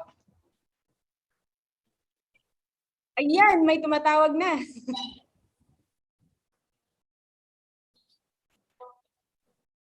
Hello? Good afternoon po. Yes po, ang answer ko. Ano pong pangalan nila? Miss Jocelyn Obra po. Miss Jocelyn Obra! Oh my! Naririnig. Okay. Yes, ma'am. Ayun. Hi, Ma'am Jocelyn. Long time no see. And nanalo siya ngayon ng mystery bag. Wait lang. Wow. Let me just remove my virtual screen para makita nyo kung ano ang... Okay, here is our mystery bag. Ayan po. At para hindi na siya mystery ngayon, ilalabas natin yung laman. Okay, para makita po ang laman. Okay. We have... Ano to? Mystery din siya. The mystery within the mystery bag. Okay. Ayan, so may tumatawag pero hindi na po natin ma-entertain kasi tama po yung sagot ni Ma'am Jocelyn. It's a yes. Ayan. Kailangan po natin ito lagi. Ayan. Next. Siyempre, kailangan may ballpen. Nakikita ba yun? Starbook. And, at syempre, dahil pandemic, meron tayong kit, hygiene kit. Kasama na din po ang Starbucks towel. At ang walang katapusang forever pala. Forever na keychain. Yan. Kasama na din po ang Starbucks notebook. Ayan. Ang daming laman. Okay. At ang what is this? Okay na. Bag. It's a belt, body bag. Ayan. At Starbucks din siya. Ayan. This is in celebration of Starbucks 10th year anniversary. Ayan. So, thank you so much, Ma'am Jocelyn, and congratulations. Ang next po, ayan, magkakaroon po tayo ng pangalawang tanong at bago yan, kukunin ko lang po muna yung... So, anyway, Sir Janny, go with your next question. Sige po. The next question is, identify 2 UCD principle. Again, identify or mention 2 UCD principle. Ayan. Sir, pakiulit po.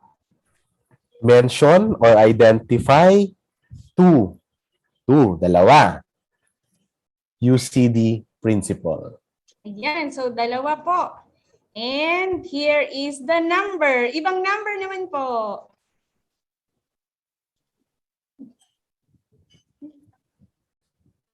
Ayan.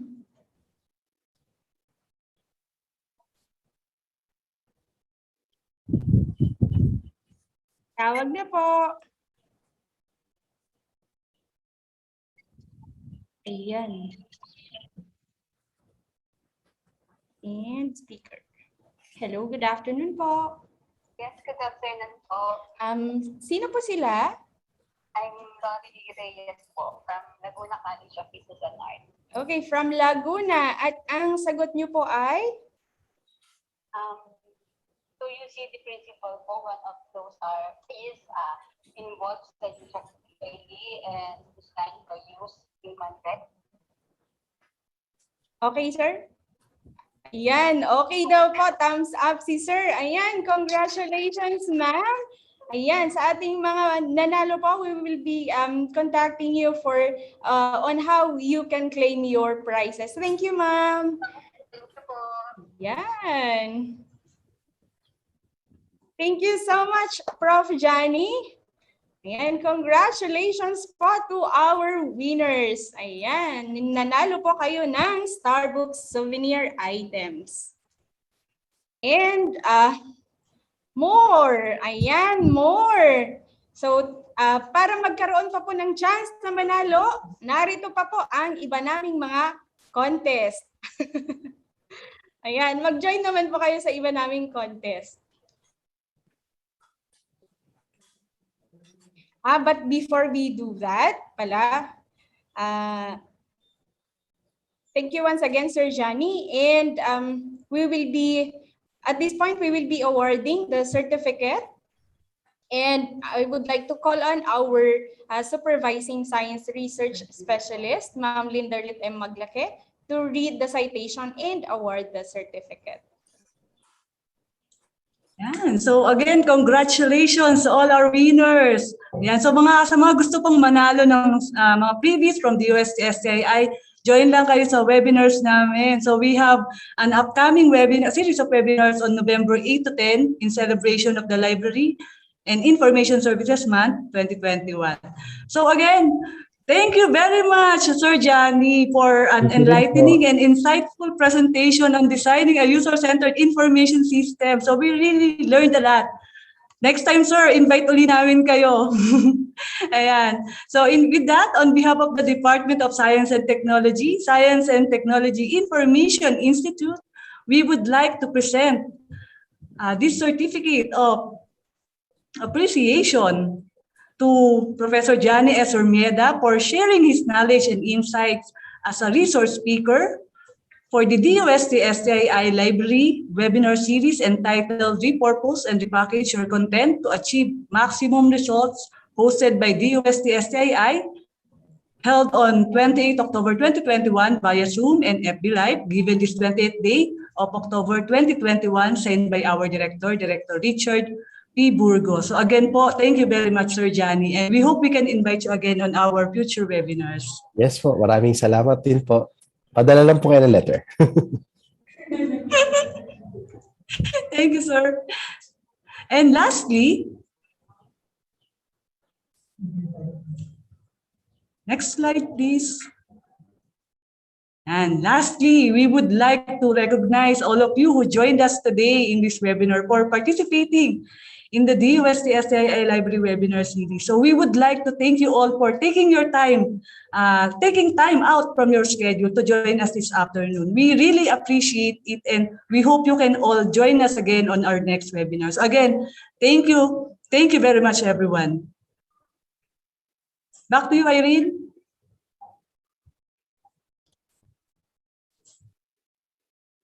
Ayan. So once again, thank you, Sir Janny. Thank you din po for your active participation sa ating mga participants, at huwag pa po muna kayong mag-leave. Ayan, narito po ang ibang mga contest o ano ba sa Tagalog ang contest? Na pwede nyo pong salihan para manalo pa po ng mga souvenir items. Ayan, ang unang-una po is an essay contest. And simple lang po ang gagawin nyo. You are just going to write something that you love about DOST-STII Library. And last submission po niyan ay bukas na po. Kung kaya't, kung nais nyo pong makahabol pa, pwede pa po, you just submit your entries via our email address, that is library@stii.dost.gov.ph. Ayan, yung mechanics po nito, mababasa nyo din po sa ating Facebook page, STII Library po. Ayan, and top 3 winners for this one will be given prizes and certificate of recognition. Yan. So, sulat na po kung ano po ang mahal nyo sa DOST-STII. Hindi po sino, kundi ano. Ayan. Ang susunod po ay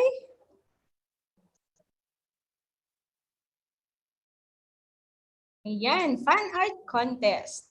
So, sa fan art contest naman po, narito po ang criteria, 15% social media impact, and sa lahat po ng aming mga contest, kasama po ang social media impact. This is the number of reactions that your entry will be gathering. So, gawa na po kayo ng fan art at ipadala na po sa library@stii.dost.gov.ph. Next contest, we have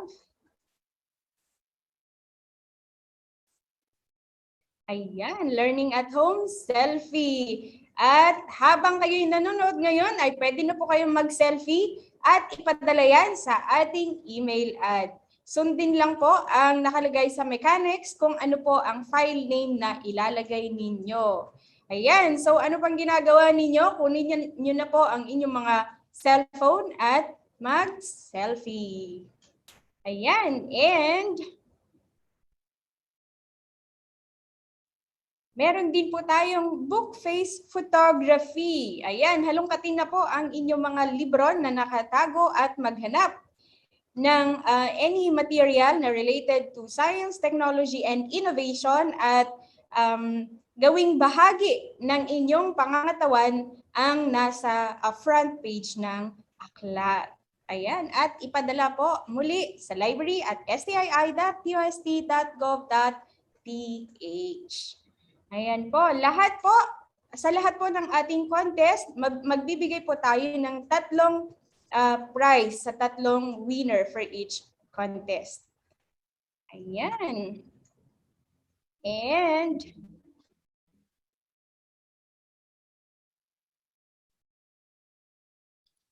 okay, so bago po tayo tumuntong dito sa webinar namin sa susunod, doon muna tayo sa NSTW. Okay. So, ayan. Katulad po ng nasabi ni Ma'am Linder kanina, magkakaroon po tayo ng celebration of LIS month that will be held on November 8 to 10, 2021. This is in partnership with Philippine Librarians Association Incorporated. This is a free webinar, but with CPD points. Ayan. So, ang sarap pakinggan, no? CPD points. At libre. Ayan. So, ano pang hinihintay nyo? You can scan the QR code or go to https://tinyurl.com/dost-STII-fly at mag-register na po. Ayan. We will also be doing Facebook Live for the webinar, but we will need you to register. So this will be the program of activities. On November 8, we will do the opening program. And the start of the plenary sessions will be in the afternoon. However, since this will be since the participants will be given CPD points, we will require you to join us from the very beginning. That's the registration, 8 to 9 hanggang po sa matapos. Okay, so we have speakers. In the plenary session, magkakaroon tayo ng representatives from different libraries. From Public Library, we have Sir Michael Pinto. From Academic Library, we have Sir Lauren Kepaan. From School Library, we have Zara Gagatiga. And from Special Library, Ma'am Nelia Balaga po.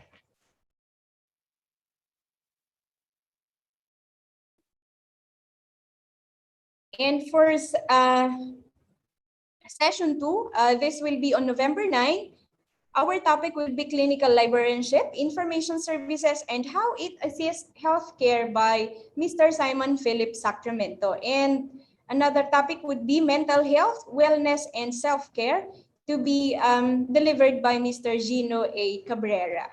And for the plenary session 3, magkakaroon po tayo ng gender sensitivity and God perspective, an introduction for librarians. Ayan. So yan po ang mangyayari sa November 8 to 10. We hope to see you there. Okay, sorry.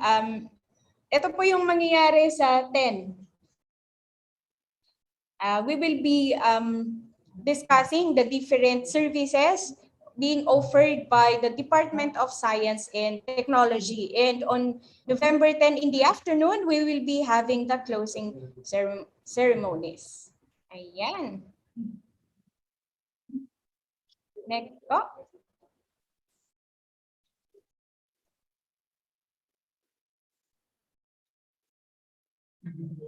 Okay. We are also offering an online library literacy program, or what we call the OLLP. This is an orientation on how we navigate the library OPAC how we navigate the DOST-STII books, both online and offline, and of course, the different services and resources that is being offered for free by the Department of Science and Technology, Science and Technology Information Institute. Yan. So kung gusto niyo po na mag-avail po ng aming online library literacy program, just send your request to library@stii.dost.gov.ph and we will set a date. Next po.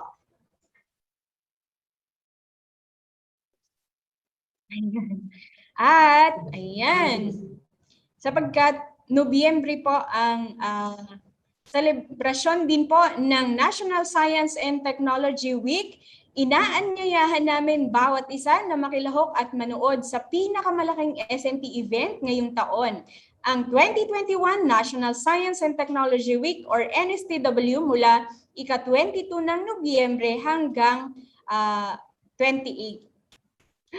Dahil sa pandemya, pansamantalang hindi muna natin mararanasan ang nakasanayang pagdiriwang ng NSTW.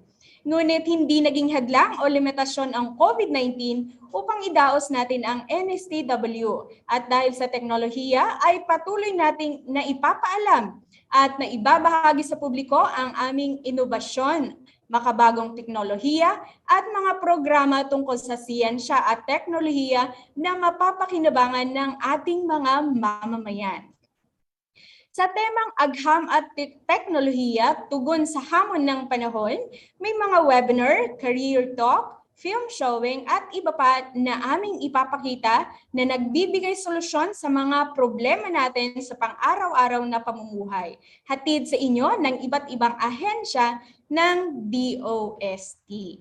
Para sa karagdagang impormasyon hinggil sa 2021 NSTW, bisitahin lamang ang www.nstw.gov.ph at huwag kalimutang i-follow at i-share ang mga post sa ating official Facebook page na National Science and Technology Week at gamitin ang hashtag na #2021 NSTW, hashtag DOST Tugon sa Hamon at hashtag Science for the People.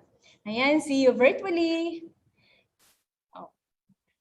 And at this point, let us now hear a closing remarks from the Division Chief of Information Resources and Analysis Division, Mr. Alan C. Taule. Go, sir. Magandang hapon po sa inyong lahat. Unang-una, salamat Irene sa magaling na hosting job na ginawa natin. As always, salamat Irene. So, magandang araw po sa inyong lahat at muli, magtatapos ang ating webinar na punong-puno ng bagong kaalaman para sa mga participants ngayong hapon. Unang-una po, sa ngalan ng DOST-STII, nais ko pong magpasalamat sa ating resource speaker, si Professor Janny, or I think it is pronounced Janny, Surmieda, sa kanya makabuluhang pagtalakay sa paksang Repurpose and Repackage Your Content to Achieve Maximum Results. Napaka-technical na. So, bigyan po natin siya ng isang masigabong virtual na palakpakan. Maraming salamat, Professor Surmieda. Nais ko rin pong magpasalamat sa lahat ng dumalo sa ating webinar ngayong hapon. Naniniwala ako na marami tayong natutunan sa araw na ito na magiging kapaki-pakinabang sa ating mga trabaho bilang mga alagad ng paglilingkod sa sambayan. Muli, ang aking mainit na pasasalamat sa inyo.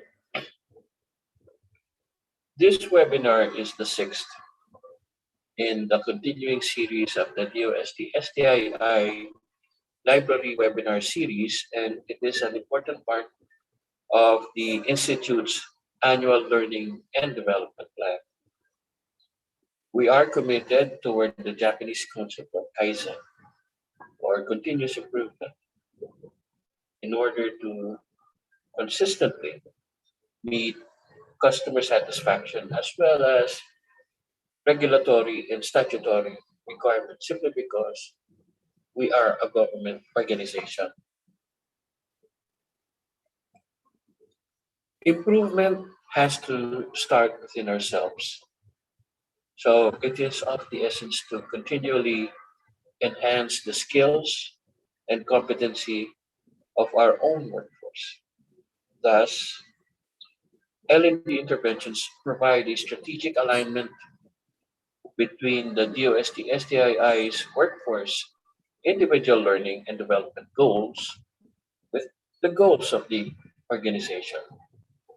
And since our third mandate is to capacitate our stakeholders in S&T training, we would also like to share this seminar with those who are eager to learn with us. We hope that through this webinar presented expertly by Professor Janny Surmieda, you were given a first-hand look on the steps needed to identify best practices in designing a user-centered information system, evaluate bottlenecks in public information sharing, and thereby be able to improve information collecting, packaging, storing, and distribution, and come up with procedures in processing, summarizing, and packaging information for target channels and audiences. So, in effect, by having the skills needed to repurpose and repackage content, it allows us to expand the reach of existing content to reach new audiences and new demographics. This capacity enables us to produce a force multiplier effect in bringing our key messages across a broader spectrum of society and providing greater value for our products and services. Now, in our case, at the Department of Science and Technology, such capacity shall most definitely benefit us in conveying to our publics the message that the science and technology initiatives that we do fund, that we do, are funded by the people and should therefore be put to work for the benefit of the people. In other words, the science and technology that we do should ultimately benefit the people, you, the Filipino public. So I think this was already mentioned by Irene, but I also like to take this opportunity to invite everyone to the 2021 National Science and Technology Week to be held November 22 to 28. Again, November 22 to 28 this coming month with the theme Agham at Teknolohiya, Tukod sa Hamon ng Panahon. As mentioned also by Irene, you may visit the official website at www.nstw.dost.gov.ph or the official NSTW Facebook page for more information and details, including logged-in instructions, since the celebration will be held via virtual platform for the second straight year in view of the continuing COVID restrictions. So, in closing, I hope the lessons you learned will be of benefit as we continue serving the interests of our clients with honor and excellence, no matter the challenges, no matter the conditions. Thank you and good day.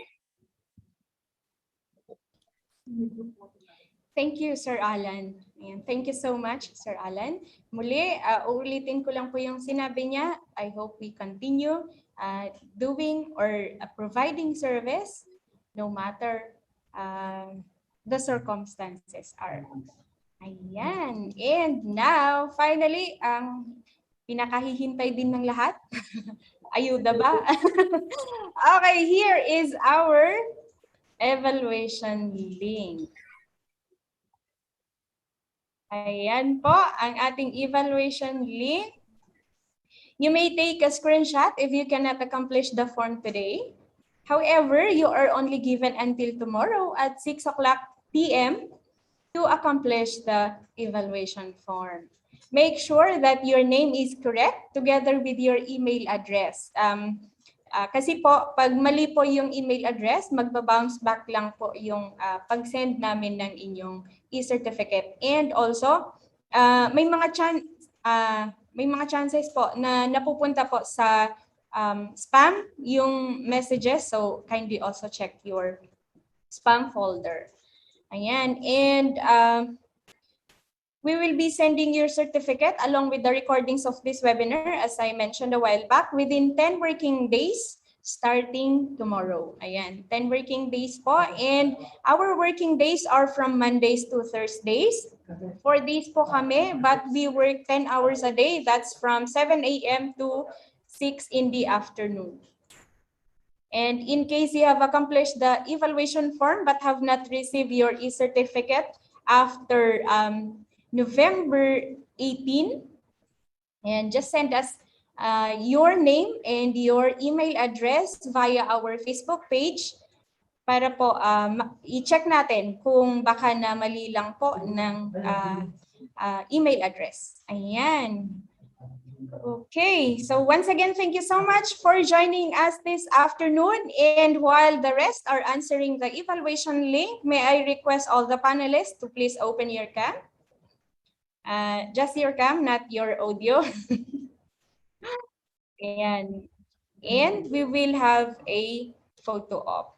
Ayan po. Muli, sa lahat po ng ating mga panelists, kindly open your cam.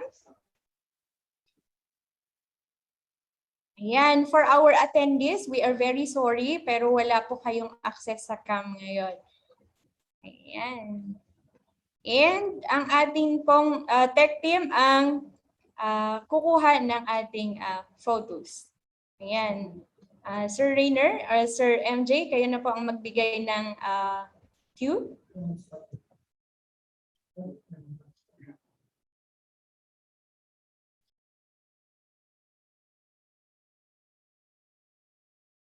Sa mga hindi pa po nakabukas ang camera, pakibuksan po ang inyong mga camera.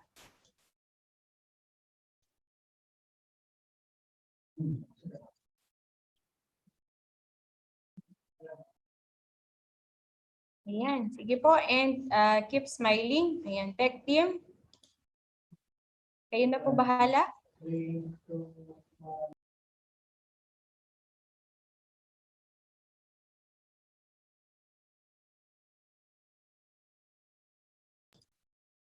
Okay, so ayon sa ating tech team, okay na daw po. Ayan. Okay, once again, thank you so much everyone for joining us this afternoon, and we hope to receive your entries sa ating mga contest. At yung mga contest natin muli hanggang bukas na lang po. At bukas na lang din po yung pag-gather natin ng reaction. Ayan. At ang winners po ng ating mga contest ay i-announce sa last day po ng ating LIS month celebration. And let's get connected. Just follow our Facebook accounts, our Facebook page at facebook.com/STII library. Ayan. And yung mga recordings din po ng aming previous webinars, makikita nyo po yan sa aming YouTube channel. Hanapin nyo lang po ang DOST-STII library. Ayan, meron din po kaming Twitter. Meron din po kaming Instagram. Ayan. So, makikita nyo po yung mga activities po natin, upcoming activities natin in our social media pages. Ayan. So, once again, thank you everyone for our Zoom participants. You may leave when you are done accomplishing the evaluation form. And see you po in our next webinar. This is Miss Irene Alice Brillo, your moderator, saying stay healthy, stay safe, and God bless everyone. Signing off.